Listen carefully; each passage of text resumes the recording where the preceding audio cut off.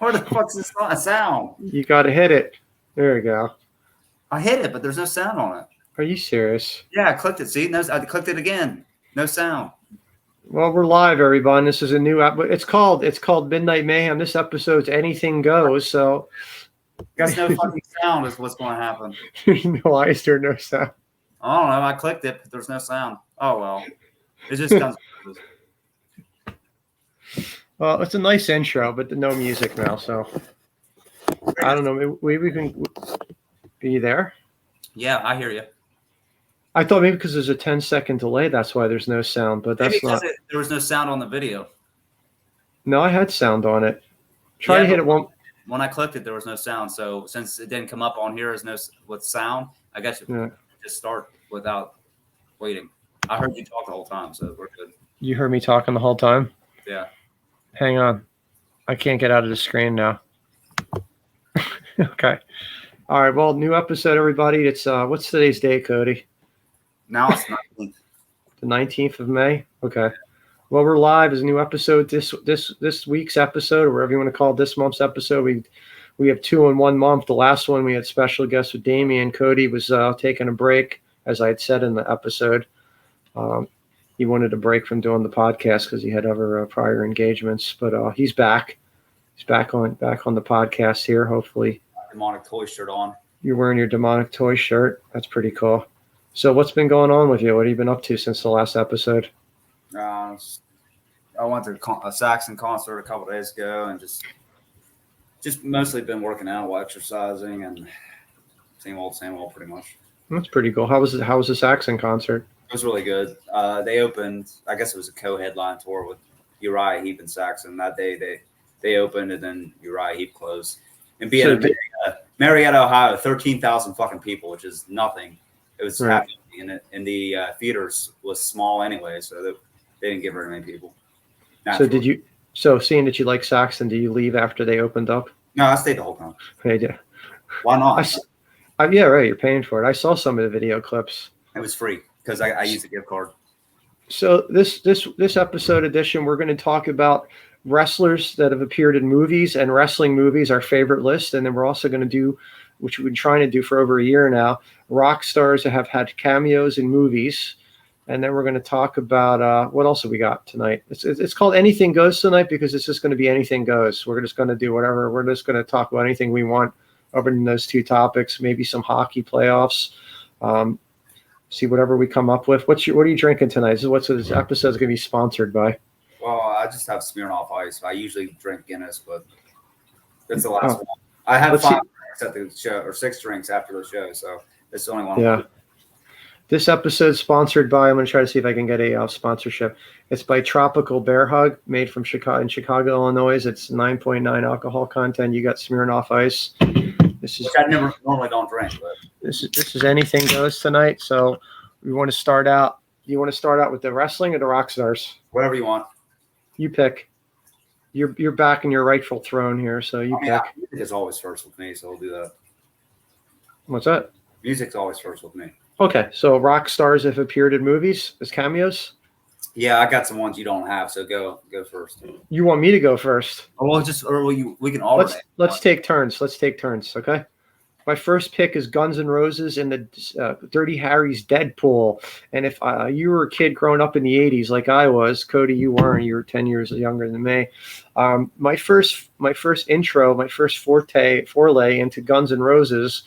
I didn't know who Guns N' Roses was. I just heard Welcome to the Jungle on the TV commercial for the Deadpool over and over and over again of you watching TV, and that would come on. And I thought Jim Carrey was the lead singer of Guns N' Roses because the Deadpool commercial for the movie would show Jim Carrey singing Welcome to the Jungle with the hotel background with the pink whatever background. And so I thought Jim Carrey was the lead singer of Guns N' Roses. And years later, I realized that Guns N' Roses did have a cameo in a Deadpool. So that's my first pick. That was my first introduction to my favorite band of all time, Guns N' Roses. And I thought Jim Carrey was Axl Rose. Jesus Christ. He's already getting drunk already. Thinking what's that? You were a young kid, so if you were an adult thinking that, somebody would be like, what the hell? Yeah, I realized my mistakes as I was 13, 14, and I realized that was not Guns N' Roses, it was Jim Carrey. But I got into Guns N' Roses at age 4. They were my favorite band. Really? See, I was 13 when Welcome to the Jungle came out in 1988. I was 1. Wow. So we're 12 years apart there. Yeah. I don't know why I'm hearing your voice, but I'm not hearing my voice at all on this. I hear you fine. Is it synced up and all right? Yeah, maybe you don't. Can you hear me now? Yeah, I hear it. I could hear you the whole time. Yeah, I think I'm going to take these off. It's muffling up my hearing. So go ahead. I got one that you never seen before. What's that? I always do that. I always put it in the wrong place. Shock 'em Dead.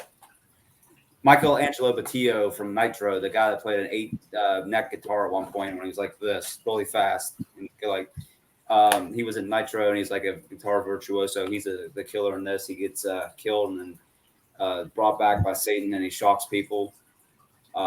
Tracy Lord stars in it and Michelangelo Batillo. That's Shock 'em Dead from 1991, I believe. So this came after 1990. 1990. This came out 1 year after Shocker, correct? Shocker was 1988. Yeah. Maybe it's 89, 88 or 89. So yeah, 1 or 2 years. And I don't want to ruin any of your surprises, but you got Shocker. Yeah, coming up. Okay. Anyway, you got another one. You want me to go next?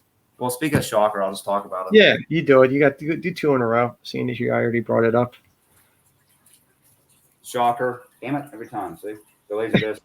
That's pretty cool. That fucking thing, right? Yeah, same with me with the beer. I don't know which direction to hold this shit. 1990 also. Right. But Good soundtrack of Megadeth. Or this was 89. I think the movie came out in 89, but the laser disc was 90.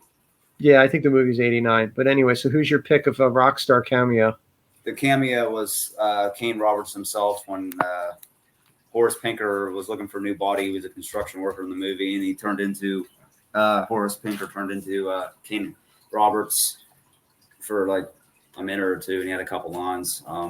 Kane Roberts from Alice Cooper, and he had his own solo career too. Does anybody ever really fall in love with him anymore? Was the top 40 hit he had off his solo record. He played with Alice on Raise Your Fist and Yell and Constrictor, along with Kip Winner. You froze up at your back now. I got the thumbs up and then the drink. I'm not froze up. It's fine. No, it was for a second. All right, my next pick is I know you're not a fan of them, but I'll do 2 in a row too. I'm gonna pick Anthony Kiedis and Flea in The Chase with Charlie Sheen. They're 2 like punk guys on the side of the highway that are interviewed, and they have a cameo in The Chase with Charlie Sheen. Then my next pick is Anthony Kiedis in Point Break. But he gets his ass kicked. Yeah. So California, they sing every song Red Hot Chili Peppers has is about California, and ironically, The Chase and Point Break both take place in California. City I live in, the city of angels. Lonely as I am, together we cry. That's like the only song I like. Really? Yeah. You don't like Californication? That's okay. But I'm not You can listen to Road Tripping. Road Tripping is a really cool acoustic guitar song. The video is like they're by a campfire. You'd probably like that song. You don't like any of the stuff with Dave Navarro era? I fucking hate Dave Navarro. Been caught stealing Jane's Addiction. I don't like Dave Navarro, but ironically enough, I like a couple of the songs off that one album. Everyone hated that album, but there's a couple good songs. The mountain song. What's that? The album with the mountain song. Coming down the mountain. That song. I'm not sure. I think it's called One Red Hot Minute, and Aeroplane's on there. Oh, it's still with Red Hot Chili Peppers. Yeah. I was thinking of Jane's Addiction because that's why. No, I don't. The only Jane's Addiction song I know is when they've been caught stealing when the whole video's in the grocery store. It was in the Red Hot Chili Peppers. That's how much I know about the Red Hot Chili Peppers. No, I was talking about Red Hot Chili Peppers. Is Dave Navarro's one album with them is One Red Hot Minute, and Aeroplane's on there. And I didn't even know he was with them. Really? Yeah, because I don't like him. Yeah, everyone hated that era. That was 95, 96, 97. They didn't have any hits. That's before they came back with Californication and Scar Tissue and all those songs. So John. You mean John Frusciante when he came back? Well, the Red Hot Chili Peppers were big in the early '90s, and then after the grunge hit, because they were alternative, they kind of disappeared, even though they released those albums, and they didn't become popular again until like early 2000s. Was like and 2002. That's when John Frusciante came back. Yeah, that late '90s, because the '90s killed fucking music in general. That's why it's all grunge and like pop shit and the True. boy bands. The 90s It's were the first. ironic is everyone jokes that Will Ferrell and Chad Smith look identical. They look exactly alike. Oh, that's off. And what was Yeah, Tonight Show. Yeah. Well, I'm gonna do not 2 other Red Hot Chili. We should do a whole segment Red Hot Chili Peppers, who they have twin lookalikes. I'm gonna do John Frusciante. I swear, not John Frusciante. No, the guy that filled in from Chad Klinghoffer. Which one died? The guy, somebody in the late '80s died. He was before John Frusciante. Yeah, he was a guitar. With John Frusciante. I'm sure I'm going to get hate mail in the comment section because I forget the name of the guitarist. It was something like what's that? Wasn't he from Czech Republic or Czech? Yeah, I was just going to say he had like a, what do you call it name? Hang on, I'll tell you. But no, I was going to make a joke. Is everyone says Chad Smith and Will Ferrell look exactly alike. I think Josh Klinghoffer, who was the fill-in guitarist before John Frusciante came back, you don't even know, looks exactly like Alexander Ovechkin. Do I even want to look up who the guitarist was? Like, do we care enough to do this, or? I don't give a shit because I don't like the band, so it's up to you. I mean, I do, but I'm going to look up original members. How's that? Because this is anything goes. So it's Hillel Slovak. Yeah, see, it's Slovak. Jack Irons, who eventually became a drummer for Pearl Jam. Jack Irons was a drummer. I do like them, not Pearl Jam, but pre-Pearl Jam. You don't like Temple? Oh my God, that's fucking Jesus Christ. Not good. No, it tasted like regular beer and fruit juice together. That wouldn't be bad. Well, unless it's like it's got a taste of like. I guess I'm not going to get a sponsorship now because I'm shit talking it. It tastes like. It tastes. You know what? I'm going to tell you what it tastes like. It tastes like alcohol, beer, fruit juice, and suntan lotion. That's weird. It actually has a taste of suntan lotion. Well, I guess you won't be drinking the rest of it, right? No, I think if I continue to drink this tonight, I'm going to get violently ill. Do you have another alcohol? Yeah, I have Corona. What's bad when you think Corona is better? I actually feel like I have the taste of suntan lotion on my lips right now. Nice.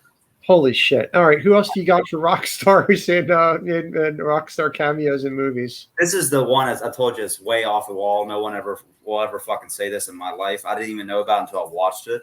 Mm-hmm. The movie's not popular. It's a full moon movie. Netherworld. Neverworld. What's that? The guy playing on stage in the movie, David Bryan of Bon Jovi. Really? The keyboardist. Yes. He's in the movie in multiple scenes playing on stage. What does he do? Is he a musician in the movie? He's a musician. He's playing in a band on stage. He might even be the singer. I only watched it once. But he's in the movie multiple times. Like, they show him multiple times. So it's David Bryan of all random people of Bon Jovi in Netherworld. This movie. I keep doing that. What year did it come out? 93? It's right here. 91. 91. So that was in between their phases of this being a hair metal band and then being sellouts, right? Yeah, they're right at the edge of their good albums. Keep the faith era. I kind of like. I'm weird though, but I kind of like These Days somewhat. But yeah, I don't know. I smell cat piss over here now. Your cats probably took a piss around you. They probably did. Maybe they pissed in this beer, and that's why it smells so bad. They couldn't have pissed in the beer because you just opened it. That's true. That's a good point. I didn't think of that. So what else? What else do I have at Rockstar? Let's see. I'm going to go with the big one. You hate grunge, but if you're a grunge fan, I'll use another one you won't know. Go ahead. You go, and I'll give you mine. Are you going to do Wayne's World? Yeah, I'm going to get to that, but I got to get to the grunge. What's that? The first one, not the second one. We can have the same picks. It doesn't matter. You can use Wayne's World, but I was going to say Alice Cooper for Monster Dog. Really? His first movie, 1984, a Spanish horror film about these wild dogs, which I've never watched. Rockstar, which is Alice Cooper, goes back to his hometown. Is shot in Spain, so it's a Spanish. All of the rest of the people are Spanish actors. It's really fucking terrible from what I read. And he has like 2 performances in the movie, like he's singing and stuff and doing like songs. And what's really shitty, he don't even like it. So it's not on Laserdisc, so it's probably just on VHS. I'm sure it's probably now by now it's on DVD, but they dubbed over his fucking lines. He stars in it, so they dubbed over his lines. The only time you hear actual Alice Cooper's voice is when he's singing, but when he's talking and acting, it's all dubbed over. Why did they dub over it? I don't know, because it's a Spanish movie, so they probably wanted to make it more realistic, like a Spanish actor. So it's a Spanish person talking for his lines in Spanish or English? Yeah. It's in English or both, I guess. I would assume because you don't. Speaking of, but see, you got me thinking of something. I'll go back to your picks in a second, but now you got me thinking of Kiss Meets the Phantom of the Park, and that was Peter Criss, I guess, and Ace Frehley were so fucking stoned they were high or drunk out of their minds for the making. Gene and Paul were the only ones that were coming to set sober. But I don't know who it was. Was it Ace Frehley? If Damien, if you wind up watching this episode, maybe he can comment in the comments section as a Kiss fan. But somebody fucked up so bad. I think it was Peter Criss or it was Ace Frehley. They actually got a guy that does the voices for Hanna-Barbera cartoons to cover up and fill in. It was Peter Criss, and they did Peter Criss's voice. That Peter Criss was screwing up so bad, they got this guy. Wow. This guy was in an episode of Three's Company. He played a dance instructor, and he did a lot of Hanna-Barbera voices in the 70s, and they got him to come in and be Peter Criss's voice in the movie. So it made me think of that. It's fucking weird. But anyway, whatever picks you got, because should I go back to my grunge one that I have? Yeah, go ahead. I'm trying to think of more. Okay, so grunge one I got is, if you're a grunge fan in the 90s, you got to remember the movie Singles. So it's one of my favorite movies of the 90s for that as a period piece. I don't know how well it holds up now. I was just watching a couple of months ago. But you want to talk about rock stars or bands and movies, you have, this is the mother load, no pun intended, the mother love bone. But Singles has Pearl Jam, and at least it has Eddie Vedder, Jeff Ament, and Stone Gossard. Or no, does it have Mike McCready? I don't know, but Eddie Vedder's the drummer of the band, and Matt Dillon's the lead singer of the band. And Cody, let's see if you know this. You know this even though you're not a grunge fan. What's the name of the band and Singles that they're in? The name of the band is Single. I never watched the movie. Oh, you know this though. You know the name of the band. They've had Record Store Day release for this. Matt Dillon's the lead singer, Eddie Vedder's the drummer, and Jeff Amet's in it, and I think Mike McCready or Stone Gossard. And this is a made-up band, and Matt Dillon's the lead singer of it. I remember. I think I don't Citizen know. Dick. See, I don't know. I don't know. I thought you knew this. You said to me once. You remember? You said Citizen Dick. I did. Yeah, it was the fake band in the movie. It's called Citizen Dick. All right. Anyway, so 4 members of Pearl Jam are in Singles. Then you have musical performances by Alice in Chains. You have musical performances by Soundgarden, and you have one of my favorite scenes when Matt Dillon buys a stereo system for Bridget Fonda, and they all come out from the apartment complex. And it makes no sense, but all of a sudden, randomly, Chris Cornell's is standing next to Matt Dillon and Bridget Fonda, and he's like, you can tell he doesn't have acting experience. He's like standing there all awkward, like looking like this, and then the stereo blows up all the windows in the car. So that's my pick for rock band, grunge bands in the movie Singles. I got the greatest. Next up, I got the greatest cameo of all time anywhere. Yes, what? His sister in Pee-wee's Big Adventure. Twisted Sister? And Pee-wee's Big Adventure, yes. That's a good pick. You didn't bring that up before, too. I just thought of it. Actually, they were filming. What happens was, if you watch Burn in Hell video, the song they were performing in the movie, they were in the car and everything. They were actually filming right next to the set with Pee-wee's Big Adventure. Pee-wee's Big Adventure, so they just used both in the same scene just to do it. And also Dee Snider and Strangeland. Dee Snider and Strangeland, yeah. I think your beer's going down a lot easier than mine. Yeah, I don't mind this because it's flavored. I like lime flavored shit. So whatever movies. Okay, you mentioned Wayne's World. Let's do Wayne's World. You got Wayne's World 1 with probably one of the most famous scenes of Wayne's World is when they go backstage in Milwaukee to meet Alice Cooper. Algonquin for the good land. Do you know that was originally supposed to be Aerosmith? They wanted Aerosmith in the first movie, and Aerosmith was touring for the Get a Grip tour. So then they changed the script, and they got Alice Cooper to be in instead. And I can't picture anything else but Alice Cooper now in that scene. See, in part 2, Aerosmith, right? It's important. Right. Who the fuck's the band that shows up at the end? I mean, Aerosmith performs. Yeah, but then at the end, another limo comes up, and they open the door, and was that Pearl Jam? No, I don't think Pearl Jam. The movie. I mean, I know Mike Myers was a grunge fan too, but I don't think it's Pearl Jam. Did they ever really show the band?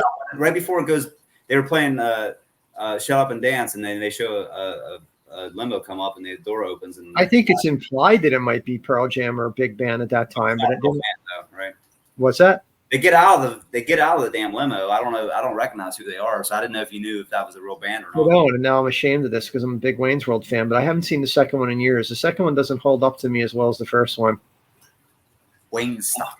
I mean, technically, you could say Jim Morrison's in the second Wayne's World.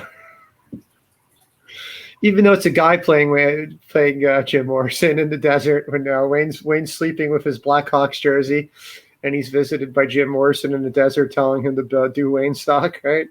Yeah. Also Wayne's World 1 is Meatloaf. Yeah, the doorman. Yeah, he's a party on, dudes. The Crucial Taunt guitar player. The guitar player is alcohol's kicking my ass now. It's a guy from Kiel, Mark. I think his name's Mark Ferrari. Mark Ferrari. Yeah, Kiel. He's an actual. I think we talked about Wayne's World when you picked Tia Curry last year in our very first episode, a 1-year anniversary, when you picked hottest actresses and character roles that they had in the 90s, and you picked Tia Curry as Cassandra. But there's so many great lines in Wayne's World. It's I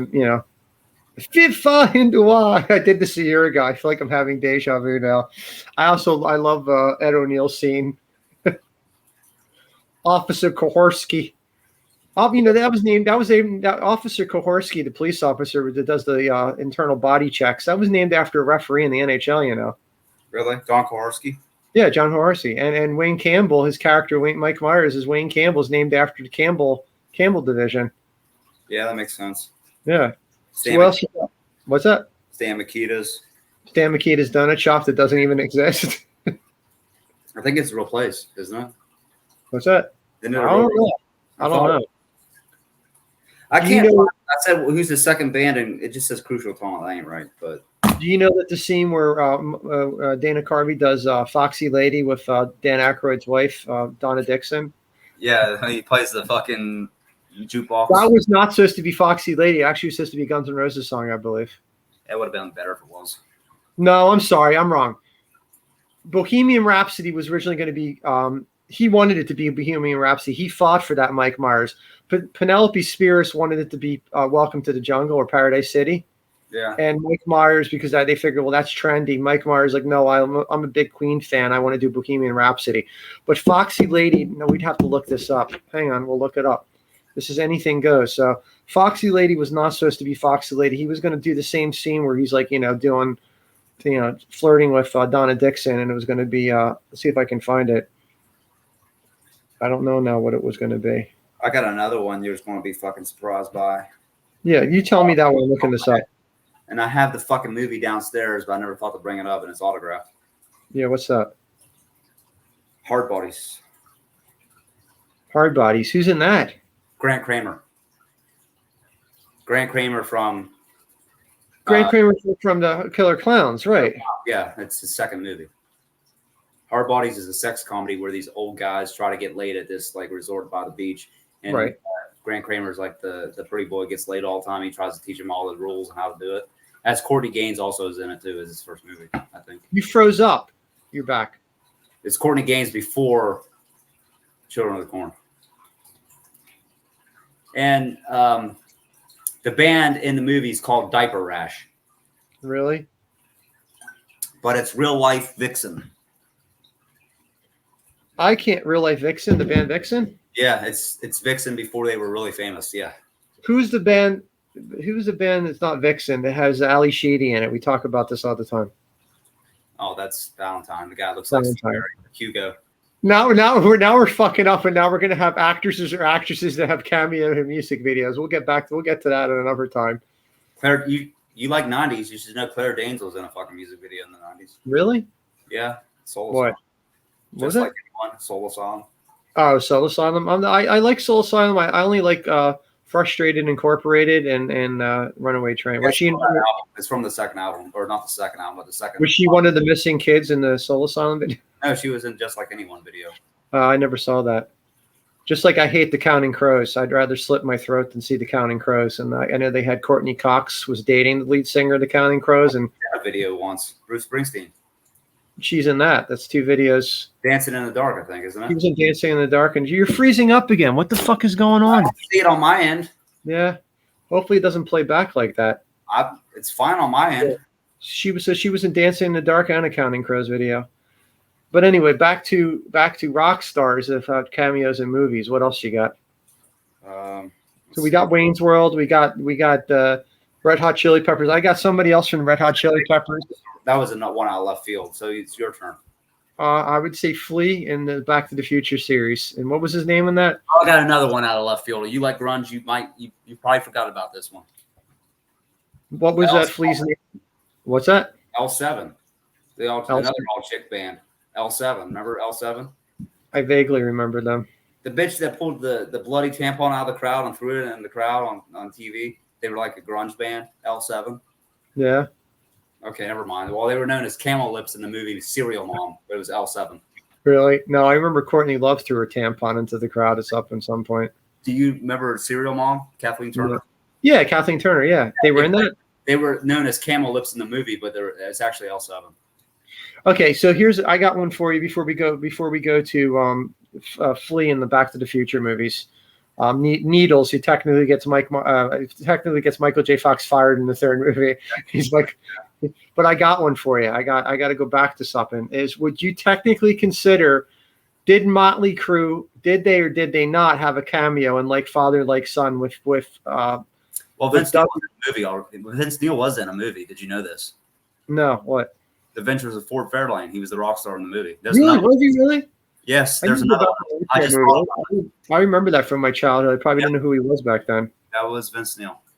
But so a big major plot point to the movie Like Father Like Son with Kirk Cameron and Dudley Moore is they switch brains. What's that? They switch brains. Yeah, they switch bodies. No, they switch bodies. Yeah, they switch bodies, brains, whatever. Yeah. But the major plot point in the movie is he's trying to impress his girlfriend. He takes her to a Motley Crue concert, and they play Wild Side. And I don't know if they actually show. Maybe they don't. They play Motley Crue, but are they? I don't know. That's like Hot Tub Time Machine when it says they show the band Poison, but it's not Poison. I can't find out what the alternative song was for Foxy Lady, but I'm going to look this up. You have reminds me of Rush. What's Rock? Man. What's Rush. that? I love you, man. Rush. There you go. That's another one. They actually play the music, but they never show Rush. You can't count them as a cameo, though, can you? Don't they? They were at the concert. They showed the band. I'm pretty sure they showed the band. Really? I'm pretty sure. I don't think so. I think they showed the crowd and the music playing. They never actually showed the band. Oh, I thought they did. Maybe I'm wrong. You know the movie better than I do. Yeah, Lou Ferrigno's got me in a chokehold. But I'm pretty sure they thought they showed him at least a short second. Go ahead, do the line. Do the line from I Love You, Man. Slapping the bass. Slapping the bass, man. Slapping the bass. Do you know that the actress in that, I forget her name, Rashida Suppin, that's Quincy Jones' daughter.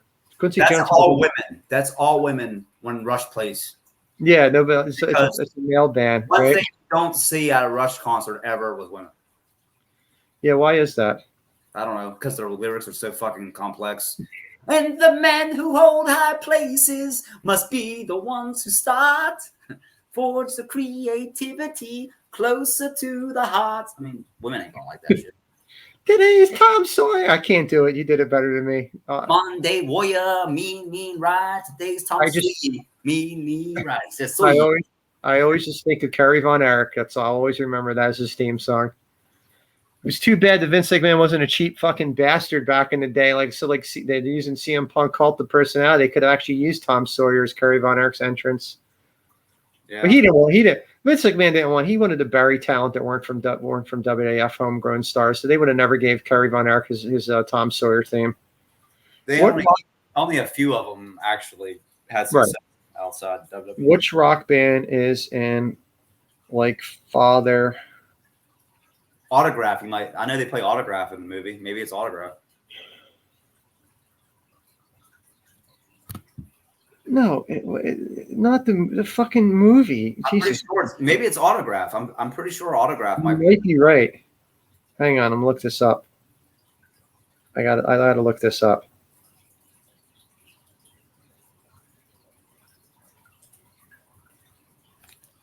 1987 film Like Father Like Son includes songs by many bands, including Autograph, Mark Jordan, The Fabulous Thunderbirds, Omar and the Howlers, Wang Chung, Aerosmith, The Ramones, and Motley Crue. It doesn't say though what concert they're going to. Well, maybe they're all in it. No, they're going to a rock concert, and I'm pretty sure it's Motley Crue, but maybe you're right. Maybe it's Autograph. I know because they had third row or something, and they showed up in the movie like 2 or 3 songs. I think were in the movie. It's been forever since I saw it. I haven't seen it since I was like 6. Dudley Moore and who else was the other? Who was the boy? Born Again Christian Kirk Cameron. Oh yeah, he's an asshole. You told me stories about him. Who got Julie McCullough? Poor Julie McCullough. I maybe we can have her on our podcast one day. Julie McCullough was a beautiful actress, and she modeled in Playboy. And he found out that she modeled nude. He got her fired from growing pains. That's like now everybody's on OnlyFans, and like when Axl was bitching about that guy in the video recorder in St. Louis, now everybody has cell phones, so it's like the same thing. It's not yeah. Now Axl's posing with 2 teenagers in a gas station. Did you see that? No. Yeah, it was 2 weeks ago. He was in a restaurant. He's got Jordans on and red jogging pants and like a Hawaiian shirt. And he's got his arms around these like 2 teenage boys, and like the 1990 Axl would have like bludgeoned them to death, and now he's just like, sure. He ruined the band. I miss that Axl. Oh, your music's too loud. I'll hit the fucking lady with the. Yeah, he cracked a bottle over a lady's head right next door to hell. That's how the song was based. He's softened too much. So whatever rock stars we have cameos in movies. I know there's going to be a lot more, and I'm going to regret if we don't. I'm going to watch this back and go, shit, why didn't I think of that band? Well, you got Ozzy and Trick or Treat. You got Ozzy again and the Jerky Boys. Okay, we got and what? The Jerky Boys. That's right, the Jerky Boys. I'm Frank. This is Frank Rizzo. Open your fucking ears, jackass. I'm in Mario. Which Mario? There's 400 Marios. You know, I don't even see that movie anymore. I had the cassettes for the actual Jerky Boy recordings. That movie got lost in time. I love that movie. Yeah, you don't even hear about them anymore. And then, let's see, there was Gene Simmons with Ozzy and Trick or Treat. I was just going to say Gene Simmons, and you got to Runaway. Gene Simmons plays the villain against Magnum PI Tom Selleck. Yeah. Billy Idol. Wedding singer. Billy Idol and Wedding Singer. Go ahead, do the line. No one talks to Billy Idol that way. I got your back, Robbie. Whatever movies. There's probably so many obscure movies. A lot of them, but I'm trying to think, off the top of my head. Okay, you got to mention the most bizarre movies of Bret Michaels as a. I think the other ones I mentioned, fucking Shock 'Em Dead and Netherworld, are more obscure, but. Yeah, Letter from Death Row. Letter from Death Row. I think we talked about this as friends on the phone a long time ago. We should include it in the podcast. That was the moment I realized that Bret Michaels wears a fucking rug. Yeah, he's bald. He's bald. I mean, he showed he was really bald in that scene. I don't know if he grew it back or he has like I think he's got the Hulk Hogan where he sews in the hair to the bandana like Hogan does. But yeah, I want to do that. I should probably. He did have real hair back when he was in the 80s. He did. So I don't know what happened there, but maybe for the next podcast I can get like a hair system with a bandana with hair attached. That'd be pretty cool. I'd be happy with that, I think. Whatever. I'm trying to think all the movies I have, and then I wouldn't say rock star, but Nora Jones has a cameo in Ted. Well, if you're not talking rock stars, we should stick to rock star. We should stick to rock bands. Okay, well I said Street Fighter and Pop. Has what's that? I said Kylie Minogue in Street Fighter. Has Aerosmith been in any other movies besides Wayne's World? Well, they were in a video game. Does that count? No, but I know. I had that video game. Yeah, what's it called? Something X. Technically, there's a movie with I should know this. I'll look it up. There's a movie with Arnold Schwarzenegger and Danny DeVito where Arnold Schwarzenegger gets pregnant. Junior, yeah, it's terrible. And there's an Aerosmith poster on the wall, and they talk about Danny DeVito's ex-wife gets knocked up, they said, by an Aerosmith roadie, and they never show Aerosmith, but their posters on the wall, so I guess technically. You like eating other people's lunches? Stop it! Who told you could eat my cookie? They were my cookies. Shame. I'm trying to think of movies. Have we hit the bottom of the barrel? We've done Ozzy. We've done I'm just trying to think of other bands now. Iron Maiden's never been in a movie, right? Not that I know of. I mean, I don't want to go back to the 70s. Dio was in the Pick of Destiny with Jack Black. No, really? Yeah. Okay, you got to technically consider him a rock star. I got to mention him because I have I Am I Said as a tattoo. Neil Diamond in Saving Silverman. You're the one that sent me those naked pictures. That movie's so fucking weird, especially the sergeant from yeah, Arlie Ermy, yeah. Yeah. What movie? Tears and Queers, what's that movie? Yeah. Full Metal Jacket. Full Metal Jacket. What movie you mentioned? You mentioned Son-in-Law earlier. Why did you bring that up when we were talking on the phone? Talking about Steven Tyler. Yeah, oh, you did the line there. Steven Tyler PJs. Steven Tyler PJs.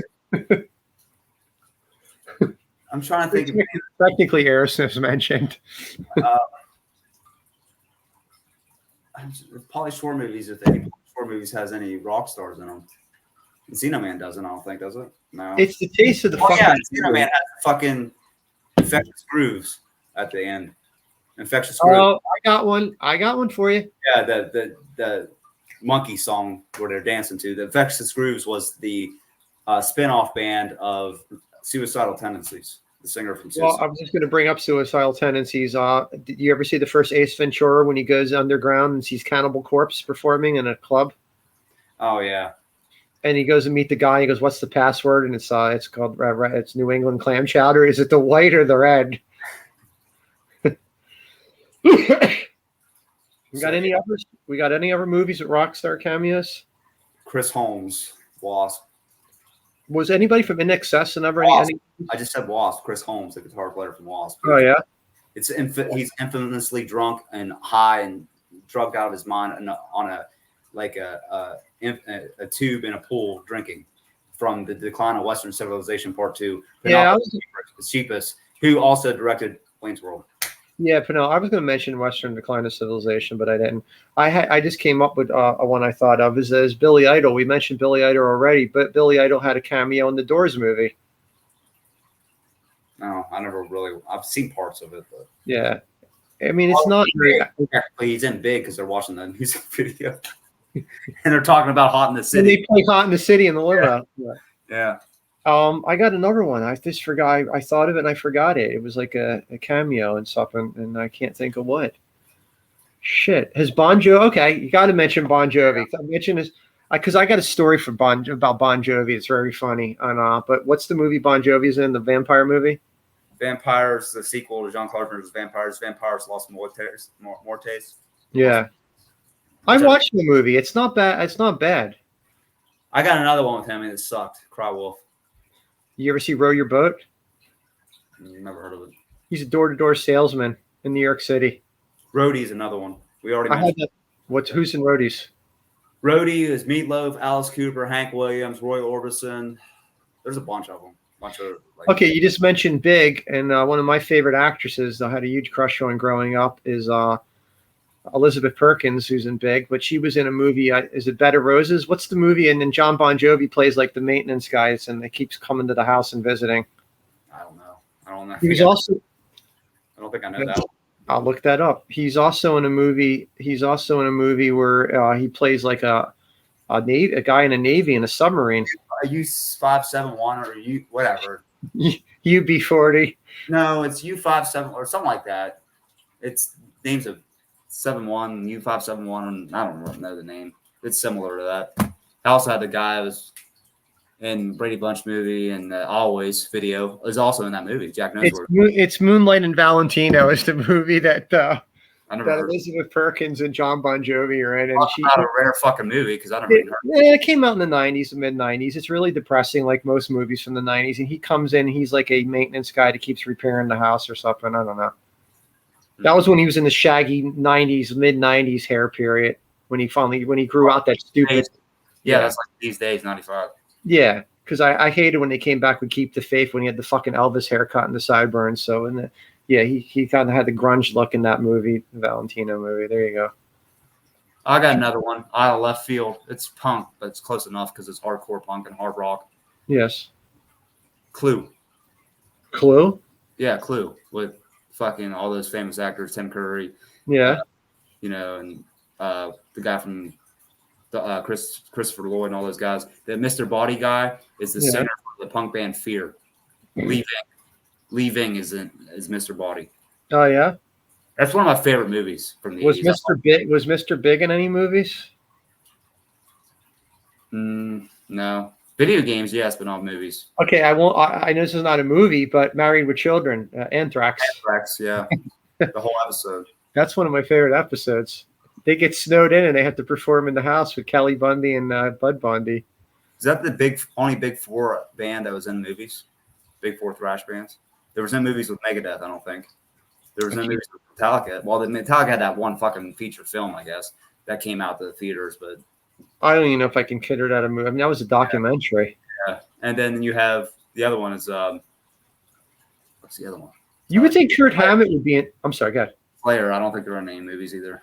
You would think Kurt Hammett would have been in some kind of horror movie, but because he's such a horror fan. Dark Floors. There's one I wanted to mention.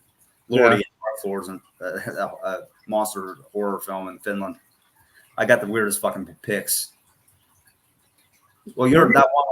Bon Jovi's kind of weird. You just mentioned because Oh, with Bon Jovi, that's what I want to bring up. So the movie, the vampire movie, I met Dan Aykroyd in 2006 at a Barnes and Noble bookstore, and these two guys in front of me. I mean, I was there by myself, and these two guys in front of me were going on and on and on about what they were going to say to Dan Aykroyd when they met him.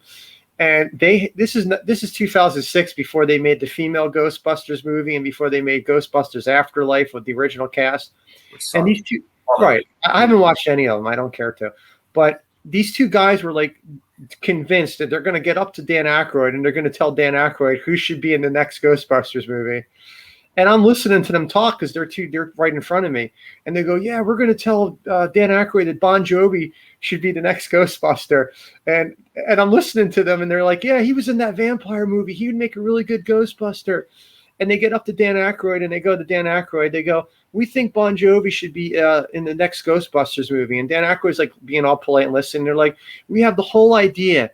Bon Jovi's like he's an exterminator in New Jersey, and he responds to an ad to be a Ghostbuster in New York. Like they had this whole backstory that this Bon Jovi shows up to the firehouse one day and becomes a Ghostbuster. That's so weird. So that's what I associate now when I think of Ghostbusters and Bon Jovi's that ridiculous fucking story when I met Dan Aykroyd. You got any other before we get into wrestling movies? You got any? I know there's a lot we're forgetting. I just know it. I know, and I'm going to regret when we go back and go. We can't edit the video and add it in. I'm just trying to think of movies I own, and that's just. I can't. I've drank in half of this. You got on Rockstar. You said that singles was Rockstar's. Oh, let's do that. No, let's do that. Rockstar. You think? Wow, his bandmate in Black Label Society got arrested. I forget his name. Blas Elias, the drummer from Slaughter and his Pittsburgh-based band. The guy he said from. Stephen Jenkins from Third Eye Blind. Then Michael Starr of Steel Panther had a cameo. Was he really? He's in Rockstar? Yeah, when they are auditioning for singers and he's singing in first. Oh yeah. Walks up to the mansion. That's him. And he walks out. That's Michael Starr. There might be one or two more. But that's the ones I can think of. Well, I told you when we talk about the movie Rockstar, it's good to bring up because it's kind of it's a movie with rock bands, and of course the asshole Glenn Guglia from Wedding Singer plays Mark Wahlberg's asshole brother in the movie. But the fight scene outside the Pittsburgh Civic Arena, right? The Igloo. Was it the Igloo still in 2000? Yeah, it was the Igloo in 2006 though. They get in a fight. 2003, and they still had it up, but I don't think it was open. Yeah, it was. The scene was supposed to be the Igloo, correct? Because it's 2000. Well, it was probably in the 80s. So it was Pittsburgh Civic Arena in the 80s. Right. Okay. But this fight scene with the two Steel Panther tribute bands, and one is Mark Wahlberg's band, and Stephen Jenkins from Third Eye Blind is in the other band. I guess in the fist fight when they fight in the parking lot. It's one of my favorite scenes in the movie. That and the Batmobile, and my other favorite scenes when the original singer Steel Dragon quits and he takes his wig off and he goes, "Well, I guess I'm just the queen." That's a shot of Rob Halford, by the way. Was that what it's supposed to be? Yeah, because he and the singer he replaced Rob Halford, and Rob Halford's gay and everything. Right, I knew that. Yeah, I just didn't know about the wig. I mean, Rob Halford never was. Yeah, he just no, not the wig, but the whole gay thing. When he said he was gay. I hate the ending of Rockstar where he just becomes this like fucking sellout alternative grunge singer. Now, you know better than I do because I haven't seen it in a long time. The movie with Cameron Crowe that he directed based on his real life. Almost Famous. Was there any real musicians in that movie? That's a good question. I know the soundtrack was written by real musicians. I know the story is based on Cameron Crowe writing for the Rolling Stones and him going on tour with, I believe, or something. either Led Zeppelin, the Allman Brothers, and yeah, what do you call it, by the way? Kate Hudson. We're bringing this movies up. Kate Hudson's actually coming out with a rock album, I think this week. Wow. Yeah, she performed on the Tonight Show with Jimmy Fallon. She's actually really good. She did a cover of Voices Carry, the song from the 1980s. What's that? Till Tuesday. Till Tuesday, and she did a cover of Vaseline by STP. That one was okay, and then she has original songs, and she's actually a really good singer. She kind of, you check it out, Cody. She kind of sounds like Stevie Nicks. Maybe all the years she's been married to famous rock stars, who knew she had her own musical talent? I know her father was a musician. Did you know E.G. Daily had albums in the 80s? You should know that. Yeah, I do know that. So did Crystal Bernard. Better Off Dead. She sings Better Off Dead and Better Off Dead. That's her. Yeah, I know she's known for a lot of voiceover work, but yeah, I didn't. But I'm seeing she was in Better Off Dead when she sings the title song Better Off Dead. That's her on stage. That's E.G. Daily. Oh. We're speaking of rock star cameos. I almost forgot this when I was talking to you on the phone last night. I brought it up. Is Ann Wilson in Fast Times at Ridgemont High. I got another one. Danny Elfman, Oinko Boinko, and it's more like pop rock, but Back to School. It's a dead man's party. Isn't Oinko Boinko inside? They're in Fast Times too. The two twins in the restaurant. It might be. I don't know. But Ann Wilson is driving. Danny Elfman is actually married to Bridget Fonda, if I remember correctly. Yeah, it's true. And the other Elfman's married to Jenna Elfman. So then they scored big time, those two Elfmans. Yeah. But no, Ann Wilson calling Barry Manilow from a phone booth at 3 a.m. What's that? Jenna Elfman. You're the one calling Barry Manilow from a phone booth at 3 a.m. Can't hardly wait. Can't hardly wait. That's the only movie you knew her from. Remember I wanted to go meet her at Still City Con? Yeah. Well, I knew her from that, but I don't watch TV shows. Yeah, I knew her from Dharma and Greg. Mostly what she's known for, but yeah, Judd Reinhold's driving his car in the pirate outfit, and Ann Wilson smiles at him, and she's at the red light. And ironically, that she wound up marrying Cameron Crowe, but he had her as a cameo in the Fast Times at Ridgemont High movie. I'm trying to think of any more.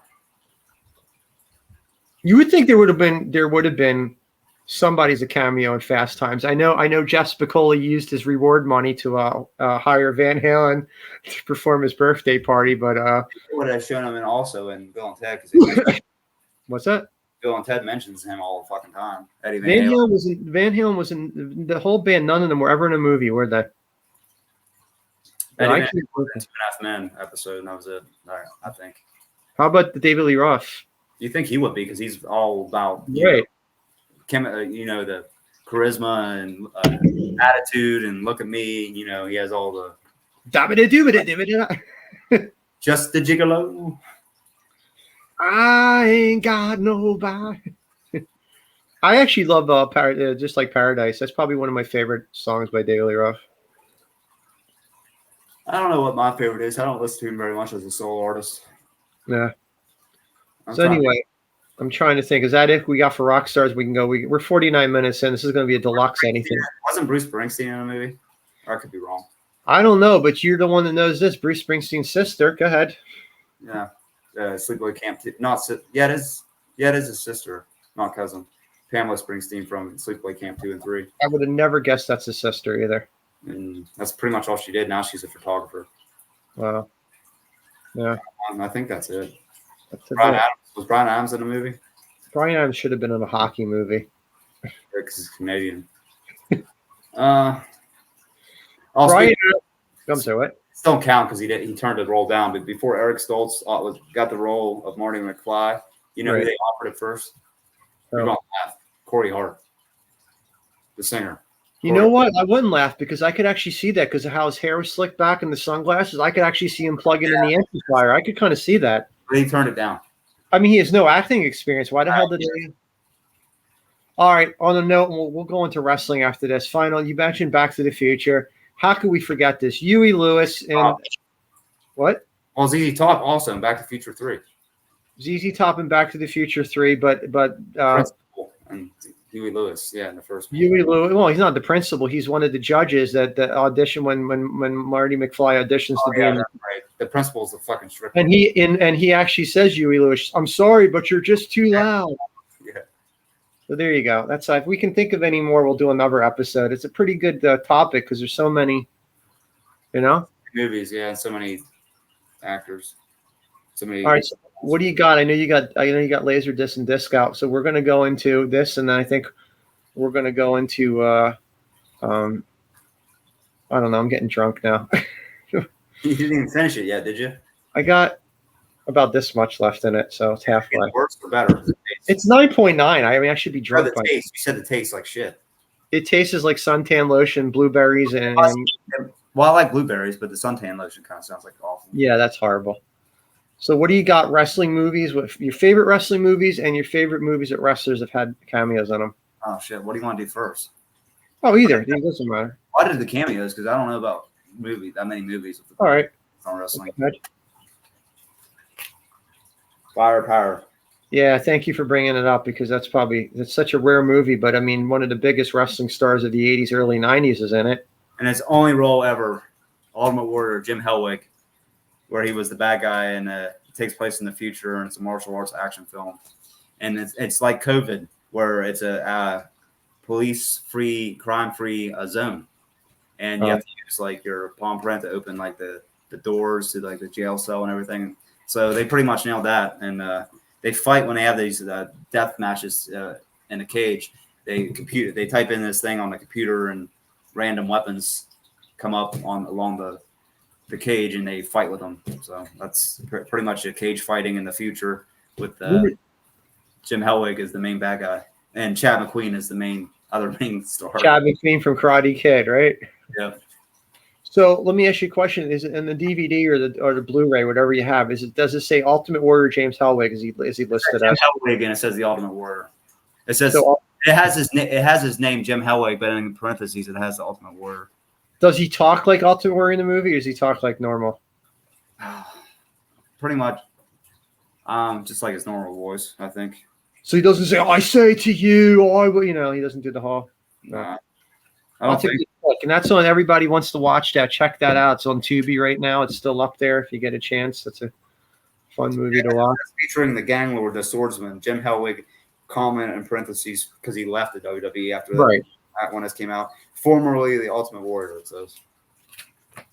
That's pretty cool. I'm not even sure if that's on DVD. It might be, but I'm not. I would love to find out. It's on Tubi though. If we ever go to Monster Mania again, I'm gonna harass that guy that I always ask for Stone Cold and see if he has a Firepower on DVD. If they made it on DVD, I'm gonna ask him to burn it on purpose. Just like every time I go see him, I go, "Do you have Brian Bosworth's Stone Cold on DVD?" And he goes, "No."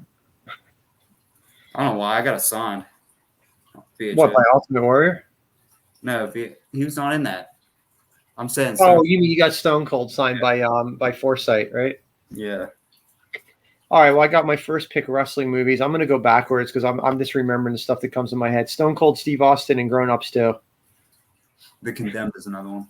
The Condemned is another good one. I don't even think this is on DVD, but I'm not. I could be wrong. So what else you got? Because I'm going to go into wrestling movies, I guess, but I guess wrestling movies. Well, I mean, we're going to do cameos. Let's just get cameos out of the way first. Hulk Hogan, Gremlins 2. Thunderlips. Well, that's probably the wrestler that started it all with wrestlers having appearances in movies. Is Hulk Hogan and Rocky 3. Yeah. Okay, we're just on cameos for now. Yeah. Kevin Nash.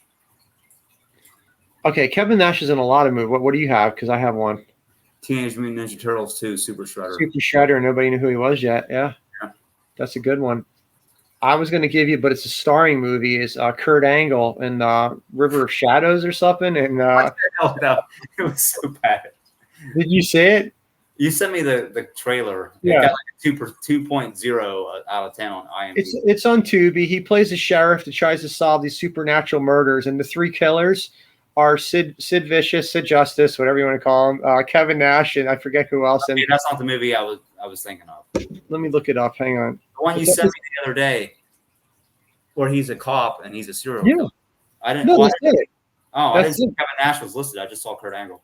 Yeah, they all have like blue skin and like gray hair, and they look like, and they just appear out like on people's front of their houses or the docks on the water at night.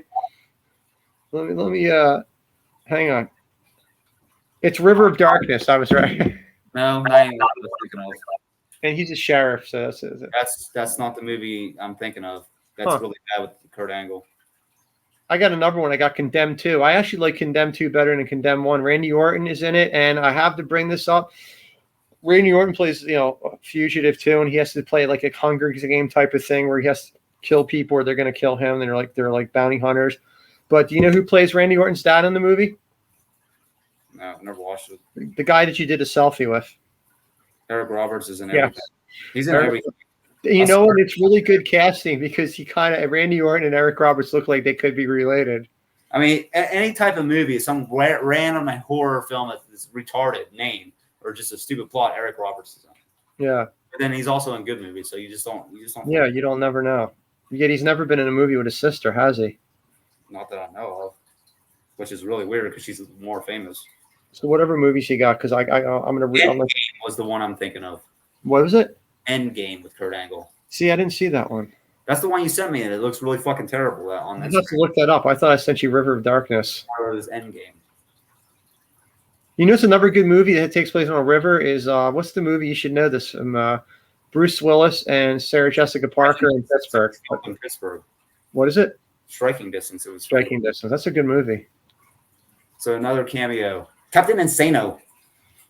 Waterboy. Yeah, I was gonna. Yeah, Waterboy. The big. He also has another cameo in Jingle All the Way. He does. He's wearing, and so does Goldberg. Goldberg's in a wrestling movie too. Not a wrestling movie. Goldberg's plays Santa Claus in a movie. Santa's sleigh, but he stars in it. Yeah, but no, you're right. Everybody didn't know Big Show's Santa Claus in Jingle All the Way. Yeah. And so is Jim Belushi. Jim Belushi plays one of the heads Santa Clauses. What am I, Mother Teresa? So what else you got with wrestlers cameos? And then we'll just go into favorite movies with wrestling movies. Wrestler cameos.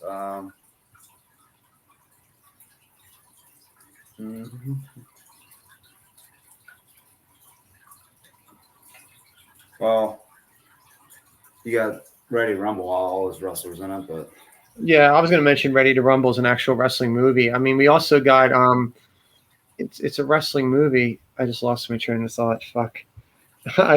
Here's one, The Wrestler. It's a wrestling movie, but the cameo, Ernest Miller, WCW, he wrestles Mickey Necro Butcher has a cameo on The Wrestler too. Who do you think Randy the Ram was based on? I've heard rumors Hulk Hogan, Ric Flair. I don't know. I have no idea. It's a good movie. It's just very depressing. I haven't watched it in years. I'm trying to think. I just had cameos with a bunch of wrestlers in a movie. Yeah, you did Ready to Rumble. I got Hogan one for you. What's that? Die Hard, Leslie Nielsen. He comes in. Yeah, that's right. He's in that. Right at the end of the movie, yeah. I'm just going to go through Hogan movies. So you have Suburban Commando and Undertaker had a cameo on that. Hogan has a ridiculous story, which I don't know is true or not, that Hogan claims that he got Undertaker cast in the movie, even though Undertaker was already in WWF at that point. But Hogan says that he was working in WCW and he told the producers, bring this guy down. He's a really big guy, Mark Calloway, and they got him cast. But I don't know if you ever seen Suburban Commando, but he played.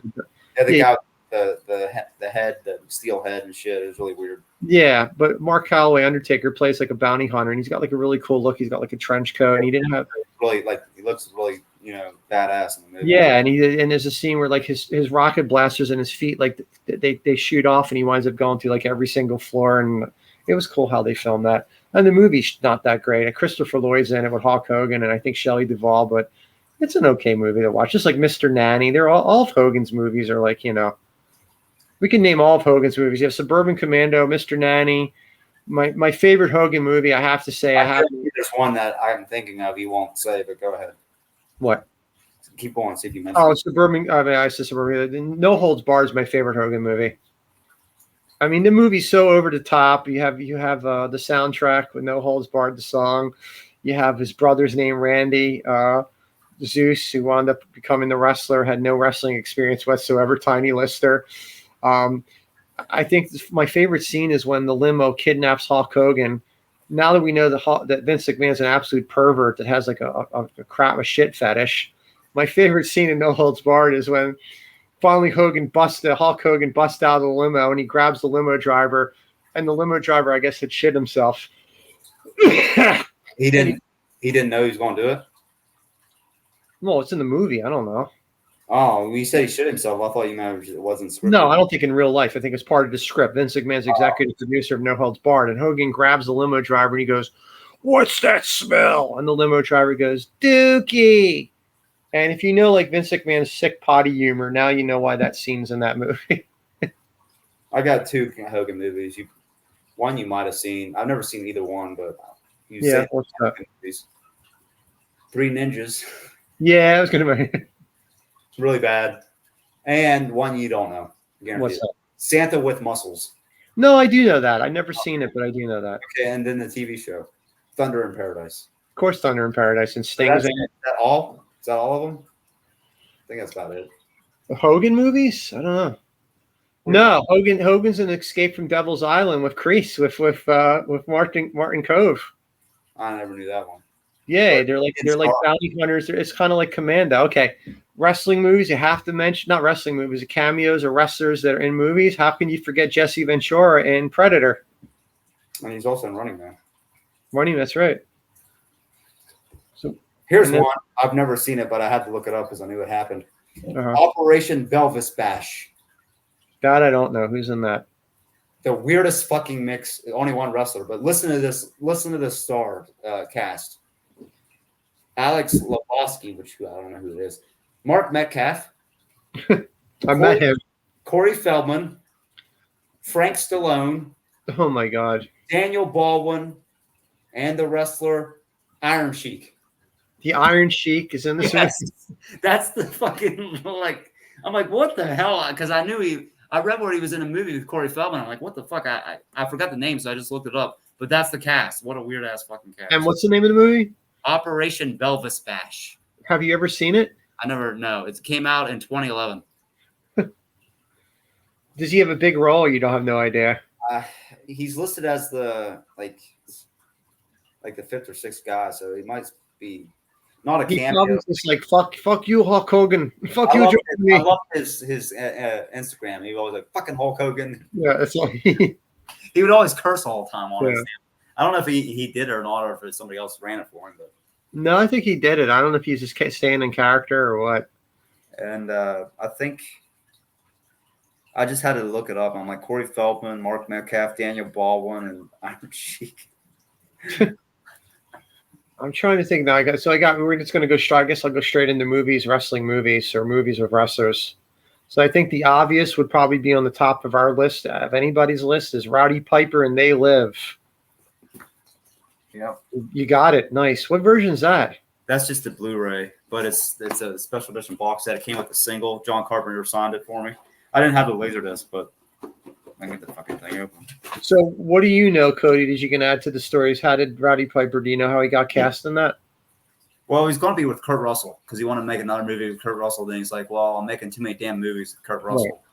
Right. So I think Carpenter saw. You would know more than I would, but I think Carpenter saw like Piper as like a.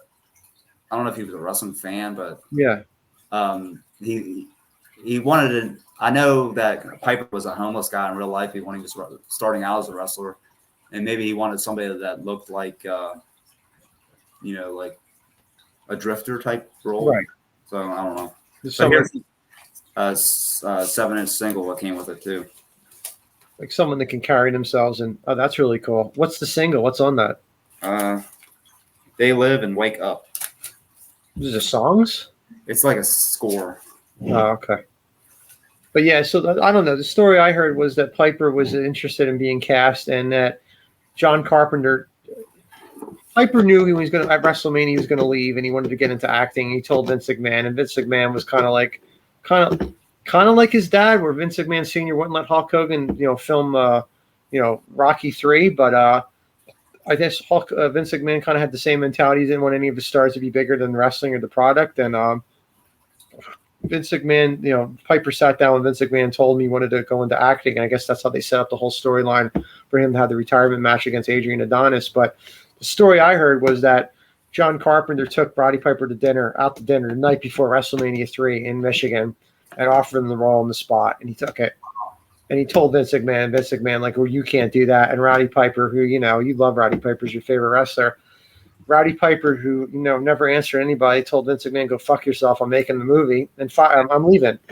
And Vince McMahon, was pissed for a while. And of course, Piper came back 2 years later. But, that was a once in a lifetime opportunity. And Roddy Piper ran with it. And look at that movie. I could kind of picture Kurt Russell, but I think the movie, Roddy Piper made the movie, Yeah, and I asked him about the Chew Ball Government Kick-Ass line, if he wrote that or if it was ad-lib. Yeah. Roddy Piper had it down and wrote it down in like a journal. He was just reading through it one day, and he said, we need to use this line because it's awesome. Yeah. They put it in the movie. Well, I read in Ric Flair's autobiography that Roddy Piper, when they were on the road together, when they were in the NWA together, Piper would just like have a notepad and they'd be driving on the highway and he'd just write a lot of like one-liners and notes for like ideas for like promos, and that was one of them. He got it in a notebook that he read when he was so. They can't ever remake that movie. I think that's blasphemous if they would ever try to attempt to remake They Live. They'll remake everything. They made Don't Tell Mom the Babysitter's Dead with a bunch of black cats. Yeah. That movie. I'm like, you fucking suck. So if they can remake that, don't remake anything. I don't think they should touch that with a 10-foot pole. I think the movie's too iconic. I always thought the ending to They Live is very ambiguous where, I know he hits the satellite, but I guess assume that John Nada dies, or I don't know, does he or doesn't he? He dies, but does he? And was the woman an alien or was she not an alien? The woman with the weird eyes. Yeah, the what's her name? Meg Foster. Yeah, so is she an alien because she doesn't she doesn't turn into an alien with that? She's supposed to be an alien, like I don't know if the leader or something, but I don't know. I don't know if she's a human that's on the take to the aliens or she's an actual alien. That's never really explained in the movie. Speaking of another cameo from John Carpenter, Alice Cooper again. Yes. Prince of Darkness. Oh, I never saw that. Great movie. I never saw that movie. I'm trying to think of other movies that we have so many wrestling. So we talked about the movie. I'm going to bring this up. This is one of my favorite wrestling movies. Is Body Slam, and it stars Roddy Piper, Tonga Tom, and Dirk Benedict, who plays Face from the A-Team. And we talked about this before. The band, the movie came out in 1987, but it basically plays up the whole rock and wrestling connection. And Dirk Benedict is a rock band manager, and he's also a wrestling manager. And he decides to take Quick Roberts, which is Roddy Piper, and Tonga Tom, and they takes them on the road with the band. And the band is Kix, but it's not Kix, it's Kicks. Yeah, it's not, I'm like, that band was never in a movie. So they weren't a real band, I guess. Kix. Yeah. Kix with a K. But not that version. No, Kix with a CKS is not a real band now. And speaking of 1987, I think it was 87, maybe it was 88, Princess Bride with Andre the Giant. Oh my God, it's a big one. Thank you for bringing that up. I would have forgot that. On the set, supposedly there's an urban legend that Andre the Giant let out a 10-minute fart. That's what I read. It wouldn't surprise me. You seen like he drank like 150 beers multiple times. And that Carl Reiner or Rob Reiner is Rob Reiner. Rob Reiner was like, "Are you okay, Andre?" And Andre's like, "I'm good now." But I mean, that's just how he is. He would always drink like 100 beers plus. Like fucking insane. One of a kind. Yeah. I think I told you I went to Seattle in 1988 to see my uncle and my grandmother, and we went up to the Space Needle, my dad and me and my uncle, and we were talking. I don't know if I had a wrestling shirt on. I don't remember. I was 13. But this woman was just like, "Oh, you're a big wrestling fan?" I'm like, "Yeah." She's like, "Oh, I just flew into Seattle with Andre the Giant on the plane." And I'm like, "Really?" And like, everyone knew he took up 2-3 seats, but she's like, "Oh, he was visiting his daughter." And this is like 1988. You knew nothing about Andre the Giant's personal life. And sure enough, I think you've seen his daughter. So he had a child out of wedlock, and she grew up in Seattle. So he would go and visit her. And it just so happened he came into Seattle the same summer I was there to see my grandmother and my uncle. But somebody up in the Space Needle told us that they flew into Seattle with him on the plane. And I'll never forget that as a kid. That's pretty awesome. Yeah. I'm trying to think wrestling movies. There's so many good wrestling movies. I mean, So we did Body Slam. That's a great movie, great soundtrack. Ric Flair's in it. Already said Ready to Rumble. Ready to Rumble. No Holds Barred, I want to mention, is Demolition Axe is actually the bad guy in the beginning of the movie with Rip, Hulk Hogan playing Rip. There's that movie I never watched, Kerry Von Erich. Kerry Von Erich? Yeah. No, well, everybody's probably talking about now the Iron Claw, but I have not seen it yet. For me, that's kind of like the Titanic. I know the movie's going to end horribly, so I don't want to see a movie that ends in tragedy, so I've never seen the movie. Whatever wrestling movies, I know we're going to regret. We're going to miss so many damn wrestling movies. I don't know that many, to be honest. Shitty movie. Nacho Libre, does that count? It counts, but there's no real professional wrestlers in it. What else is there? Well, there's all the WWE studio movies like See No Evil and yeah, but that's not a wrestling movie though. I can't. Right. Yeah, that's not the one. The Condemned movies. There's a movie That's with not a wrestling movie. I thought the plot has to involve wrestling, so I don't know that many. No, it doesn't have to. I mean, Bending the Rules with Edge. When WWE Studios was coming out with movies, I mean, they were popping out wrestling stars in movies every 6 months. Shutter Speed. There's one you all know. Who's that? Sting. Really? Yeah, it came out during a WCW Nitro after it went off the air in like 2000. It was a TNT original movie. You can't forget the Crow. Sting's in that. Not just kidding. And also, DDP was also in Ready to Rumble, but First Daughter with Mariel Hemingway. It was a made-for-TV movie. Yeah. You know the story about Sting with the Crow gimmick. That was Scott Hall's idea. He's like, hey, yo, why don't you get dressed up like the Crow? I didn't know that. Yeah, that was Scott Hall's idea. That's how Sting revamped his whole image. I'm trying to think of other wrestling movies. I had so many saved on Tubi, but I mean, there's a Dean Ambrose movie where he plays a detective with Dean Ambrose. I mean, there's tons of movies with The Miz and Shawn Michaels and the Marine. Let's mention honorable mentions. John Cena and the Marine. John Cena. The Rock movies. The Rock's movies fucking suck. Yeah, I mean, these are obvious ones. Like the Rock movies is a Rundown and then Hobbs and Shaw and the Fast and the Furious movies and the Tooth Fairy and Game Plan. There, I mentioned all the Rock's movies. Honorable mention, I had to. John Cena plays Amy Schumer's boyfriend in one of her fucking movies. I forget which it is. Trainwreck. Trainwreck. That's it. Yeah.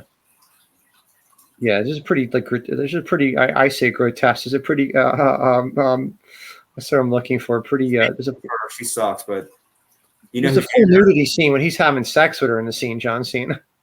You know who dated her in real life at one point? Dolph Ziggler. Yeah, I guess you already knew that. But yeah, he did. I told you I met Lloyd Kaufman at the Jersey Horror Convention, and I'm like, I don't know, we were bringing up wrestling, and I was like, I brought up Dolph Ziggler, and he goes, oh, Dolph Ziggler. He goes, that MMA guy, that UFC guy. I'm like, what the fuck are you talking about? He's a pro wrestler. Why'd you bring him up? What's that? Why'd you bring him up? I don't know. I was talking to Lloyd Kaufman, and I brought up, I said, Dolph Ziggler's a big fan of yours. He wants to be in one of your movies. He goes, oh, the MMA guy. And I'm like, he's not an MMA guy. Like, you not know that? Rick Bronski, I think, was a wrestler at one point. Right. The guy from Nukem Ziggler High. Was always, I'm sorry, what's that? The guy from Nukem High 2 and 3, he died of COVID. He, I think he was a wrestler at one point, but he wasn't a big name. Rick Bronski was his name. Any 80s movies with wrestlers in them that we can think of, or 90s? I mean, we said Kevin Nash. We said How Comes to Frogtown. What's that? How Comes to Frogtown. Hell Comes to Frogtown's a never good Roddy Piper movie. Tough and Deadly, Back in Action, the two Piper movies with Billy Blanks and Roddy Piper. You always bring up Billy Blanks in our podcast. Well, because I like martial arts films. He's always in good ones. TC 2000, those two with Roddy Piper Showdown. Right. Which is basically a rub-off Karate Kid in a way. I always say the Nasty Boys completely got their gimmick look from the Lost Boys movie. Well, with Kiefer Sutherland anyway. Absolutely Kiefer Sutherland's look with the trench coat and the spiked mullet. I can't think of any other wrestling movies we could mention. I mean, there's all the obvious Rock movies, John Cena movies, Body Slam, Ready to Rumble, No Holds Barred, Rocky 3. Spider-Man, Macho Man. Spider-Man, there you go. Spider-Man with Macho Man, Bonesaw McGraw. That's a good one. That's a really good one. Thanks for bringing that up. They Live, Hell Comes to Frogtown, Predator with Jesse Ventura, A shitload of Roddy Piper movies. And Captain Insano. So we mentioned, there's so many we've mentioned. I can't think of any that we've left out. If anybody can think of any, please leave it in the comments. What's that? Longest Yard is a shitload of them. Who is? Longest Yard. Longest Yard, yeah. There's a bunch of wrestlers in that.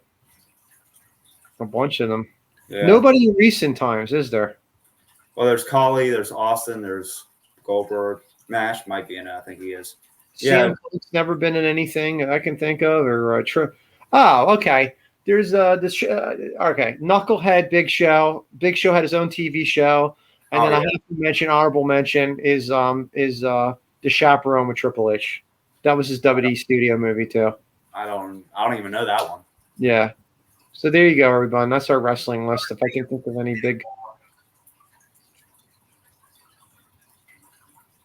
This is going to turn into the part where anything goes now. We covered our two big topics. I'm going to read headlines, and I'm going to ask you actresses that if you had to forcibly make them play in the NHL, who would you pick? I already said mine. Yeah, let's hear you. You said that to me on the phone, not on our podcast. The biggest badass chick ever, Cynthia Rothrock. She can kick anybody's ass. She's a multi-world champion, never lost, retired undefeated. She has martial arts black belt in 7 or 8 styles, and she has an 8th degree black belt in one of them. And she fought men because they didn't have separate divisions at the time. Wow. And she did a lot of movies. Tiger Claws, Lady Dragon, Fast Getaway. There's a shitload of them. There's a new movie coming out that I want to see. It's like a sequel to Bloodsport. It has Cynthia Rothrock, Matthias Hughes, the guy that played the original Tonko, Billy Blanks. There's all these martial arts people in it. And Stan Bush does the fucking this theme song to it. Stan Bush from Transformers, you got the touch. Stan Bush was like my childhood music. I mean, most people think maybe Kenny Loggins, but me, it's Stan Bush because he did a lot of fucking songs. Kickboxer, Bloodsport. I want Stan Bush to play at my funeral. Transformers. He did one of my favorite movies. You might not even have seen it. Charlie Sheen, The Wraith. He did a song on that. Yeah. Have you seen that? No, I haven't. Do you know in Transformers the movie who played the voice of Hot Rod? I have no idea. Judd Nelson from The Breakfast Club. Yeah. Well, his career went to shit. He looks really bad now. Yeah, I saw pictures of him at Still City Con. He looks like an old professor at a college. Yeah, he looks. I don't know. He don't look healthy. No, hope he's okay. So, my pick. That's the only pick is Cynthia Nixon. Was that what you said? Cynthia Rothrock. Cynthia Nixon's from Sex and the City. I wouldn't know. See, there you go. Look her up if you don't know her. She's like Cynthia Rothrock. She's like Cynthia Rothrock is like the female version of Chuck Norris, pretty much. What position would you have her playing? What team would she play for? Somebody that hits a lot. Power forward. Forward. Winger or center easily. I would pick Alicia Cupper to be on the Toronto Maple Leafs, seeing that she married Dion Pfaffano. I think Rothrock, I don't know if she's a Canadian. She might be, but I think she's American. I'm going to try to think who else I'd pick as actors or actresses that would be in the NHL. I want them to play NHL positions. I want there to be besides Manon Rhéaume, I want there to be a first female NHL star that actually gets to play in the NHL. Woman. What's that? Woman. Yeah, a woman, and she plays in the NHL with men. So you're saying Cynthia Rothrock. I say not a goalie though. No, not a goalie, any position. I say Alicia Cupper, but I mean Alicia Cupper's kind of petite, so I don't know how well she could play in the NHL. I don't want to pick wrestlers. I don't want to pick like Ronda Rousey. I want to just straight up actresses that would play positions in hockey. Well, she's a martial artist / actress. She was a martial artist before. So I'm going to read headlines now before we finish up. How much longer do you want to go? Oh, I don't know. I'll end soon. I'm trying to pull up headlines on Google, and there's nothing coming up now. Who do you have winning the Stanley Cup, Cody? I asked Damien this 2 weeks ago. And I picked Dallas to go to the finals before it started. So. You know, that's funny because Damien picked the Minnesota North Stars to win the Stanley Cup, and technically that is the Dallas Stars. He said the Wild. No, he said the Minnesota North Stars. So how much he follows NHL. Well, he's a big Flyers fan, but he said that he's not watching NHL playoffs. I think NHL playoffs haven't existed in like 30 years. Well, I think he was joking, obviously. Oh. He meant the Stars, pretty much. Right, but the Dallas Stars. I hope the Dallas Stars doesn't win the Stanley Cup. I'm going with. Here's my prediction. I'm wearing my Rangers jersey. My prediction is 30-year anniversary of the last time they met in the Stanley Cup Finals. My prediction is the New York Rangers versus the Vancouver Canucks, and the Vancouver Canucks just got eliminated tonight. They're going to Game 7. They are? Yeah, they were up 3-2.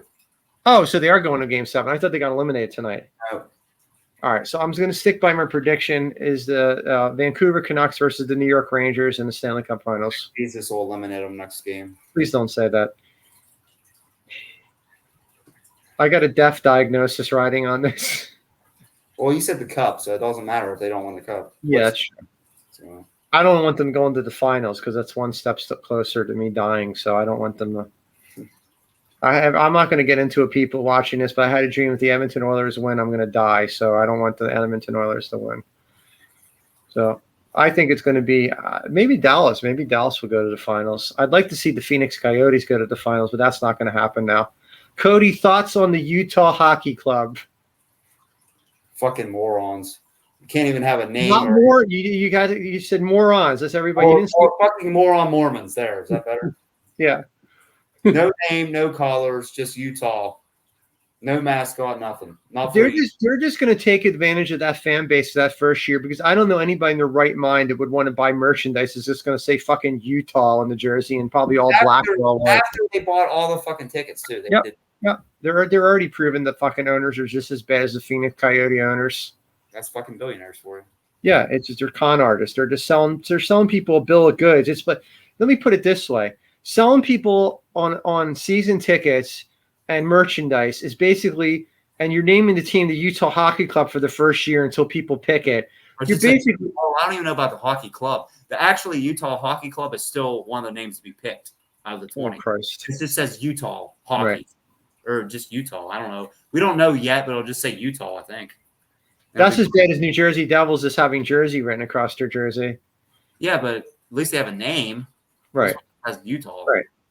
Well, I mean, somebody doing that and then selling that and actually selling tickets and they're going to sell merchandise. That's like the equivalent to selling a white piece of loose leaf paper and selling it for $5. Well, you're wearing the worst jersey there is because there's no fucking logo.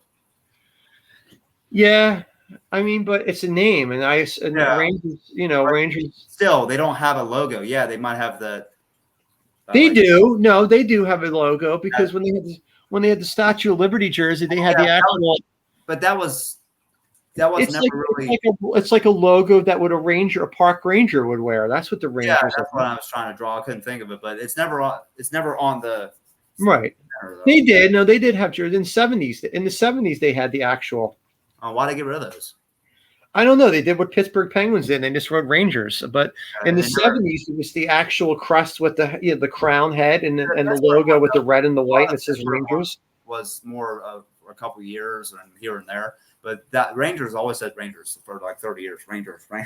Yeah, no, in the 70s, they wore the logos you're talking about. They wore as a primary. Yeah, that you see on the center ice. Yeah, that logo. Yeah, that was on a jersey.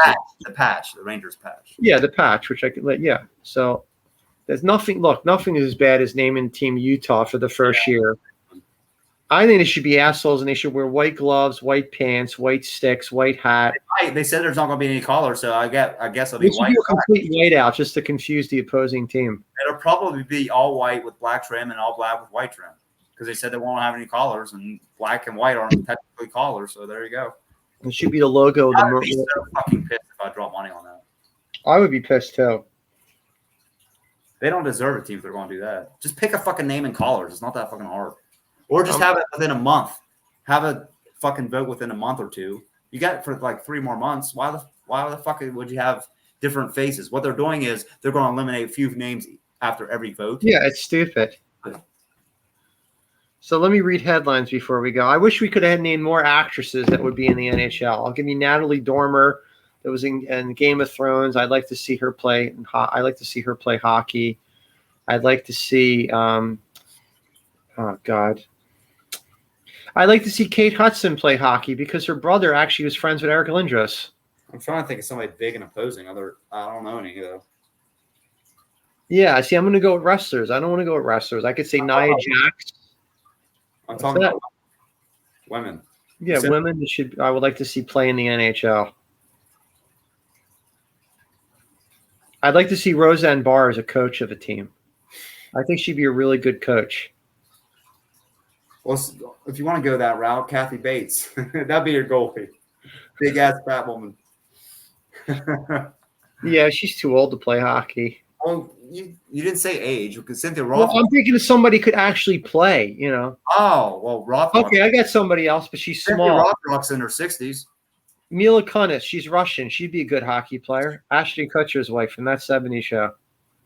If you call her Russian, she'd probably kick you in the nuts because she's Ukrainian. She's Ukrainian, that's right. I'm sorry. I don't like Russians. She'd be mortal enemies. She's mortal enemies with Russia right now. How could I say that she's Russian? She's Ukraine. I'm trying to think of any of our actresses that would be good hockey players. I have no idea. Ali Sheedy. Is she Canadian? No, Canadian. That's why I said Alicia Cuthbert, because she's Canadian. I think she might be Canadian. I could be wrong, though. Pamela Anderson's Canadian. I know, but I couldn't picture her playing hockey. I'm telling you, I'd like to see Bryan Adams as a hockey coach. Favorite hockey movies, Cody? Anything goes. Favorite hockey movies?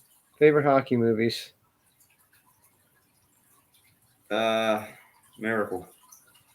That's a good one with Kurt Russell. Yeah, it's a good movie. I got a bunch of them. Slapshot, which I quote all the time. They brought their fucking toys with them. That's probably the most. Well, it might be the most famous, actually. That or the Mighty Ducks. The Native American, the chief died recently from Slapshot. No, I didn't know that. And do you know how perverse that movie is and how much profanity is in that? You know, a woman wrote the whole script of that movie. Wow.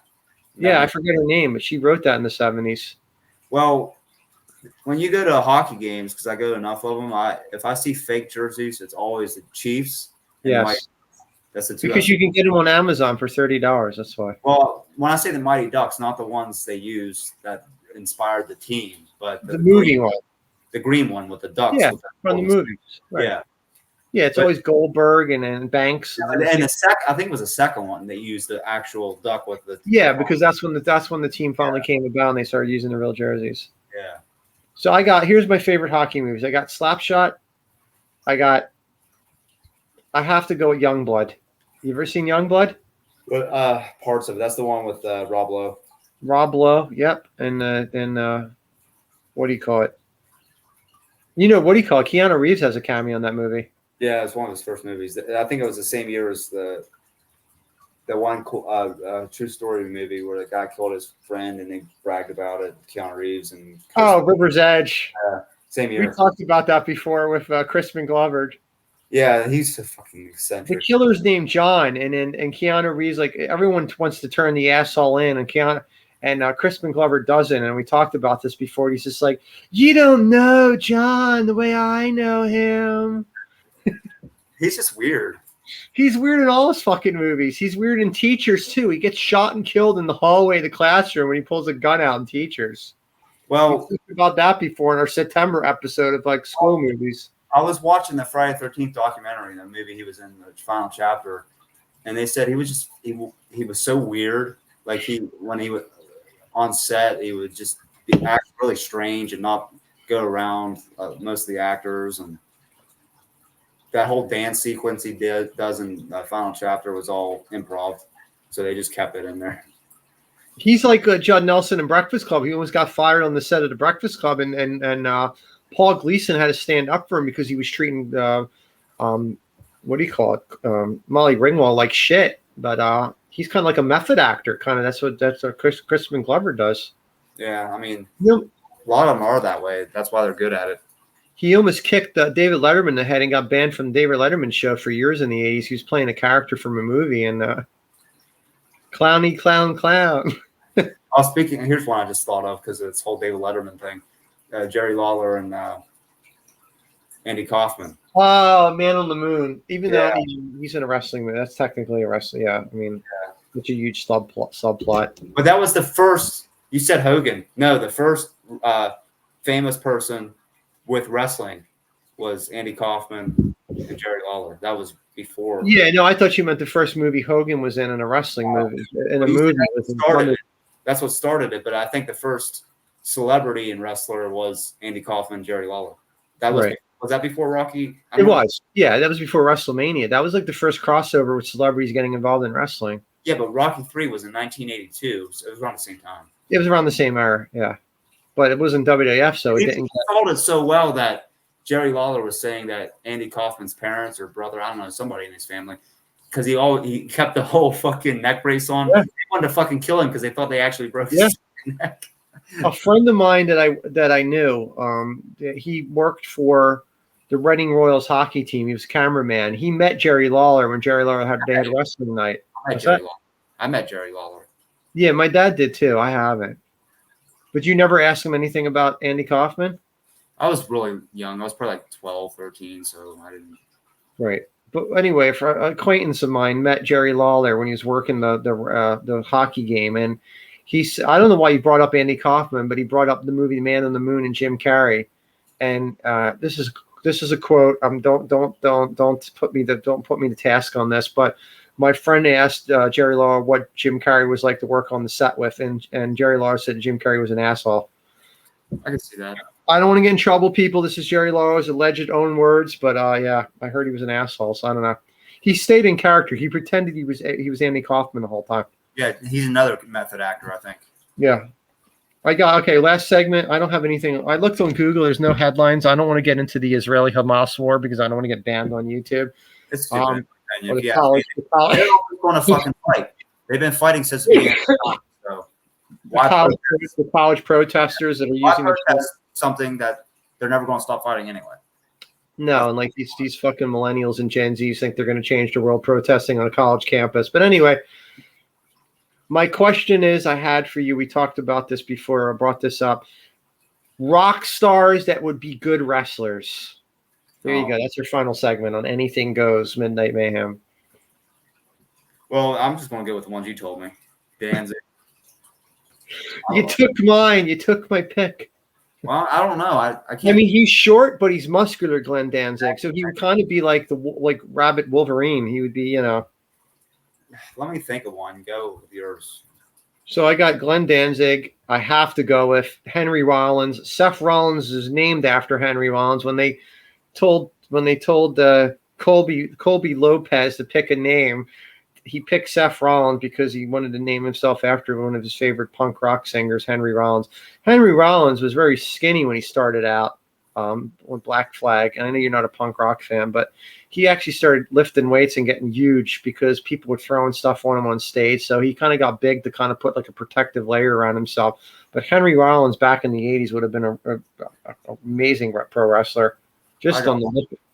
What's that? You got one? Yeah. What's that? Ralph Sheepers. Who the hell is that? Primal Fear singer. Primal Fear? He's the one of the guys that auditioned when Rob Halford, because he's bald. He sounds like Rob Halford, and he's a lot more muscular. He's not than Rob Halford. He's all muscles, and he's just strong. He looks like he's in such great shape, but he's in Primal Fear as a singer. Yeah, it sounds like Rob Halford, looks like Rob Halford, but he's just all muscular. Wow. He's not really a bit tall, but you had another one when we talked on the phone last night. You mentioned him earlier. He was in Shocker, who you said would be a good pro wrestler. Cam Roberts. Yeah, he looked like fucking Rambo. He's fucking shit. You saw him when he came back. Yeah, I saw him in Atlantic City when he performed with Alice Cooper. Did he have the machine gun guitar? Yeah, he did. Yeah, but in the 80s, his fucking arms were like huge. That could have been his gimmick as a wrestler. He'd come out with the machine gun thing like Batista would do, and like he'd come out. Or just come out Man Mountain Rock. Remember him with the guitar? Yeah, I do remember that.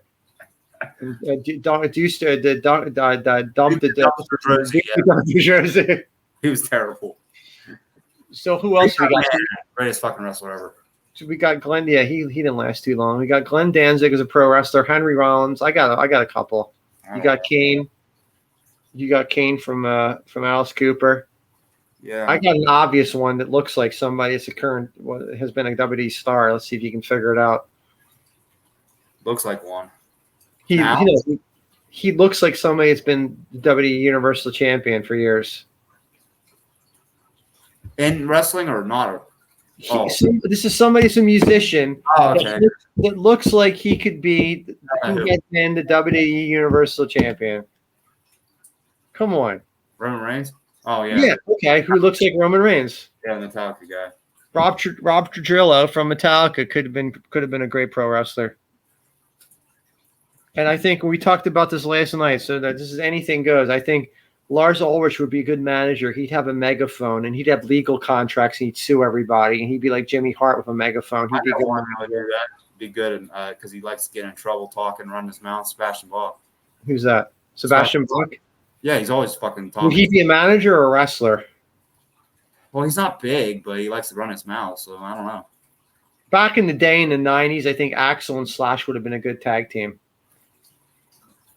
Yeah, maybe. Because they both, well, Slash is kind of like Silent Bob. He never said much, but Axel would always fucking run his mouth all the time. Axel would run his mouth and then Slash would get out of trouble. And then Slash would hit people over the head with a Les Paul guitar. That would be their gimmick. Right? Let's see what else we got. We have to do it. So the Misfits, we know that the Misfits kind of tied in with Vampiro in the 90s in WCW. So I got to go with help me out here. The fucking guy from the Misfits. No, not Danzig. Not Glenn Oley. Doyle. I don't know. You like him more than I do. You dressed up as him for Halloween, didn't you? No, I didn't. Who the hell did? Wolfgang Doyle, he would be a great pro wrestler. He's like 6'5". He's like that's the singer now, right? That's the singer now. No. Oh. No, Doyle is brothers with Jerry Oley, and Doyle has the one that has the long piece of hair too, and he's huge. Yeah. I thought he was a singer. I don't know. I don't follow. He would be a good pro wrestler. You got anybody from 80s hair metal would be good pro wrestlers back in the day? Small guys. What's that? They're pretty much small guys. Yeah, nobody from Mr. Big. Can't picture anybody from. They got wrestler names. I don't think like this. I don't see. They'll be a good wrestler. Well, I'm nuts. That's why I think of this stuff. Poison has good wrestling names, but they're all too small to be wrestlers. Ricky Rocket, it should be a pro wrestling name. Yeah, or porn star. Brett Michaels. Okay, I've always said this. Shawn Michaels and Bret Hart is the name combined. Brett Michaels. Before they were. Well, yeah, he had them before them. So Metallica, I could kind of see James Hetfield being a wrestler. Alice Cooper came to the ring with Jake the Snake. Ozzy Osbourne, maybe. I don't know. Trying to think of 80s guys that would have been good pro wrestlers. Not Bruce Dickinson, nah. Anybody? Lemmy. What's that? Lemmy. Well, there you go. I mean, Triple H copied half of his look there at one point when he had the whole beard thing with the whole. Yeah. Right?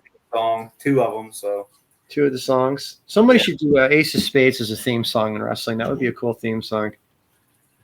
I'm trying to think. I know we're missing out on people. I do Glenn Danzig and then Henry Rollins, Doyle, Axel and Slash. Well, I guess you can do Kiss because they had the Kiss Demon in WCW. Yeah, I'm going to say that, but that's obvious. I mean, Gene, the guy basically, they licensed that look out. This alcohol is absolutely disgusting, by the way. Everybody wants to try this. This is Tropical Beer Hug, and it's from Chicago, Illinois, and it's 9.9 alcohol content. Am I drunk, Cody? Where the hell did you get? Well, not that bad. Where'd you get that anyway? I got that. Another prop I'm going to give is Bruno's Pizza in Reading, Pennsylvania. Big shout out to my favorite pizza place. I'm going to try to get advertising for them next, too. I'm trying to think here. It's named after my mom's maiden name. I love Bruno's Pizza. It's my favorite pizza in the area. Any other wrestlers you got? Any other rock stars that would be good wrestlers? I don't want to be a manager because he's really small. Ryan James Dio. He would have been a good manager. Yeah. Anybody wear like hockey masks, like Demolition, that you could the Road Warriors? Oh, well, if you're going with Matt, paint. Yeah. King Diamond would be a good pro wrestler, and we said this last night when we were talking on the phone. Phil Anselmo from Pantera, Dimebag Darrell would have been a good pro wrestler. All of Pantera would have been good pro wrestlers. Yeah, because Vinny would be the fucking fat guy. He was kind of big. Yeah, he would have been like the Viking Raiders. Yeah, that guy might not wrestle again. He's injured again really badly. Yeah, I heard that. Yeah, this is the first episode we've done when we don't talk about wrestling. Well, kind of. It's still wrestlers. Yeah, I mean, current events of what's going on in wrestling because I covered that in my laptop.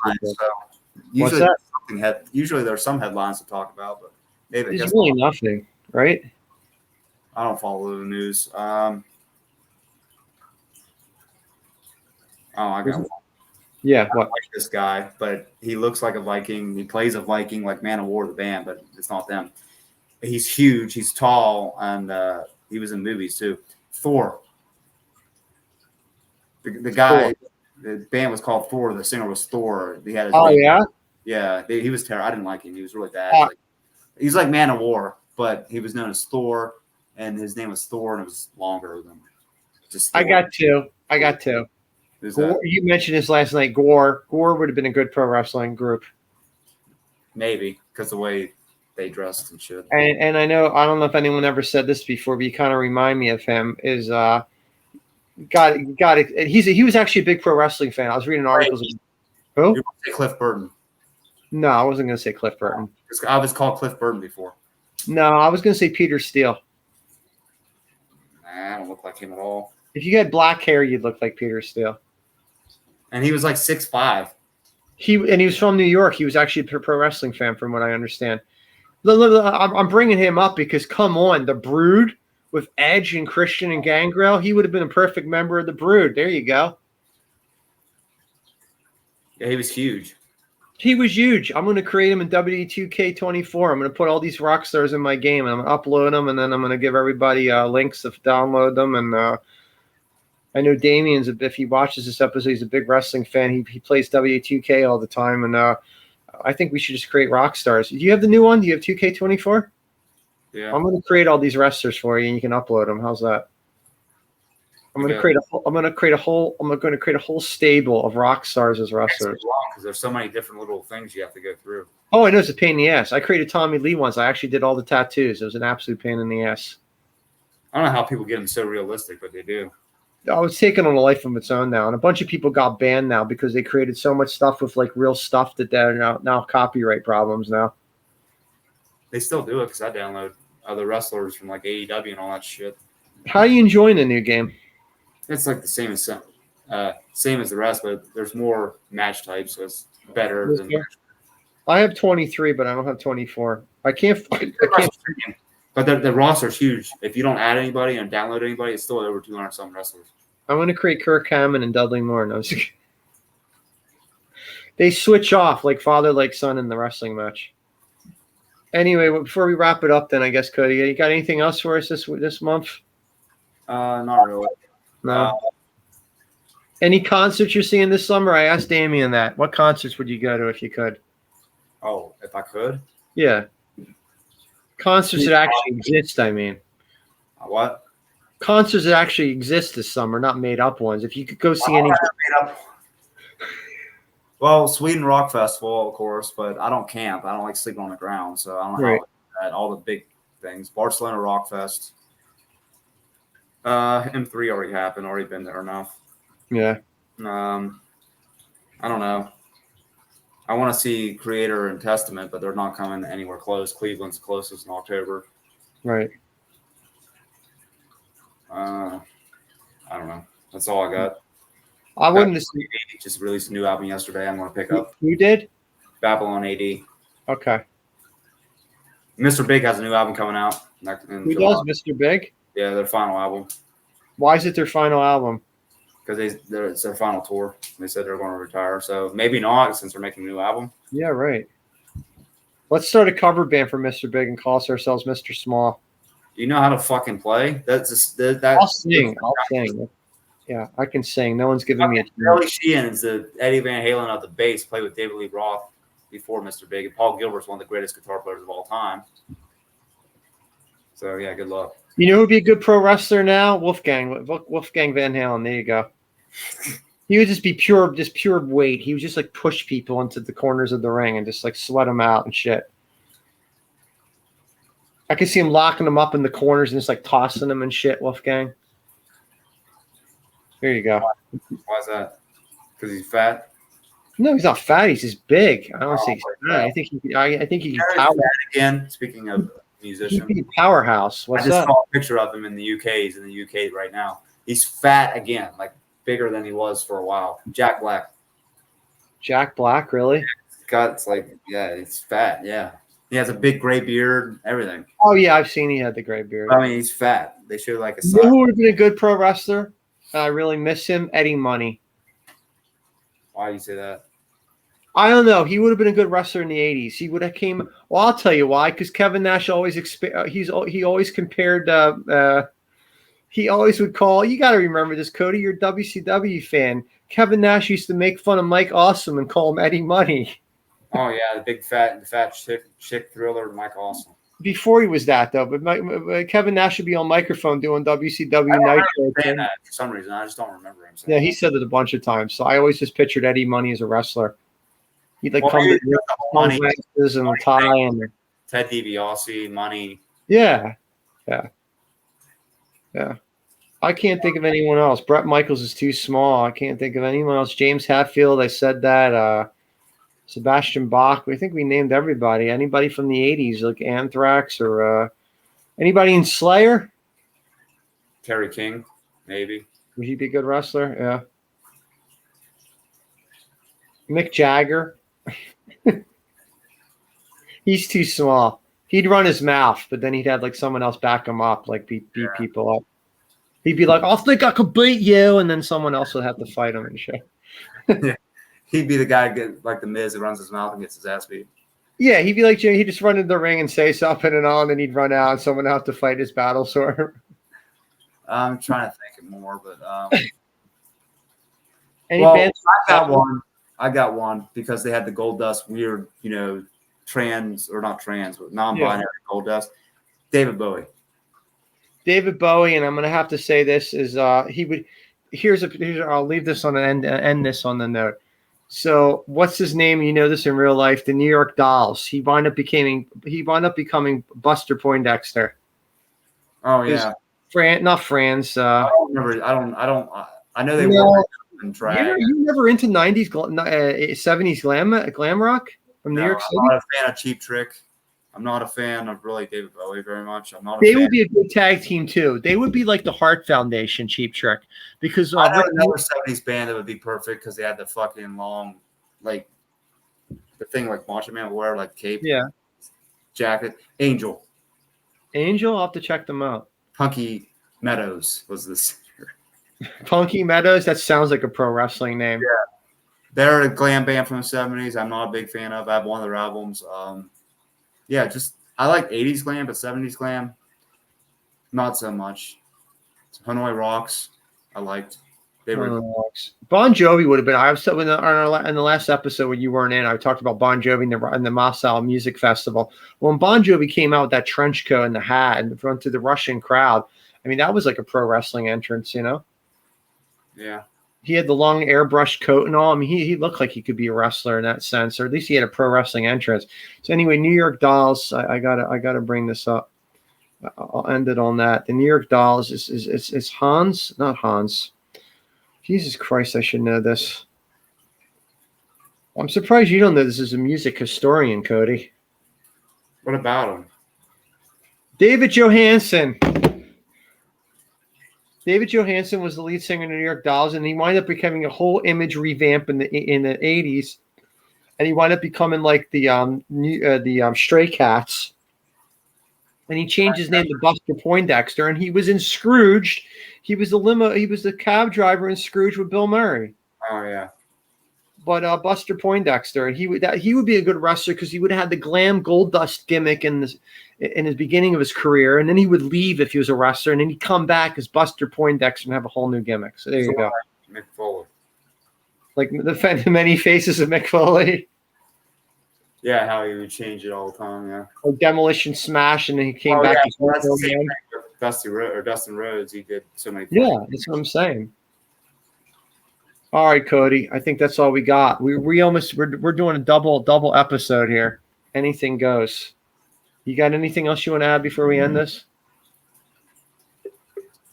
I'm trying to think of anything like topic wise, but nothing's coming to my head. That's it. We're at 1 hour 49 minutes. It's gonna be 2 hours for the month. Yeah. This is a record episode that no one will ever watch. 5 people will watch probably. Before I go, let's hit the intro one more time. I don't think it fucking worked. There's no sound. See, Ready? Let's hit it. It's on there. I'm hitting it. There's no fucking sound. I don't Is it playing? It's not playing. Did it even play? It's playing right now, but there's no sound. It's not coming up on my screen. It is on my end. Okay, there we go. Now it's coming up. Anything goes. Thank you, everybody, for watching. No sound. You want to sing the song? Go ahead. Sing Anything Goes. I love that album. It's my favorite album, but it's the weakest track on the album. That's the worst song on the whole album, isn't it? I would say. Here I am, your rocket queen. Oh, yeah. I play it on drums sometimes. Poor Steven Adler. Every time he has to hear that fucking album, he has to hear his girlfriend getting fucked by Axl. And they put it in there on purpose. Yeah, Axl's a complete dickhead for doing that. All right, Cody, I'll catch you on the phone after this. I'll say goodbye. And everybody, thanks for watching. It's a double episode of Anything Goes. Midnight Mayhem. It was a good episode. We're probably both going to pass out now. Yeah, I'm tired. It's too yeah. I went running in the hot sun, too. I'm a dumbass. That's ridiculous. Why'd you do that? Because I always do that. Yeah, I never exercise. I just plan on dying an early death. That's another option. Always is. Anyway, take care, Cody. I'm going to leave a note. My name is Janie Lane. Yeah. You got to I got to think of Econo Lodge, I think it was, in Woodland Hills, California. I need to find an Econo Lodge. That sounds pretty promising right now. I think that's what it was. I could be wrong. Yeah. But I think it might have been Econo Lodge. Don't quote me on it, though. It's still, but I did see it on YouTube. A guy went to where he died and it's still there, I think. I want to stay in the room. I want to recreate the whole thing. But it might not be. I don't know. It's been a couple years since I saw the video. It might not be there anymore. I don't know. Is it in California? Yeah, it's in California. Well, anyway, God rest Jamie Lynn's soul, everybody. Peace. Cody, thanks for joining in on this one. It's a good episode. You brought a lot to the table here. I try. Yeah, you always try. All right, man. I'll catch up with you. Thanks for coming on. Yeah, no problem. Okay, bye.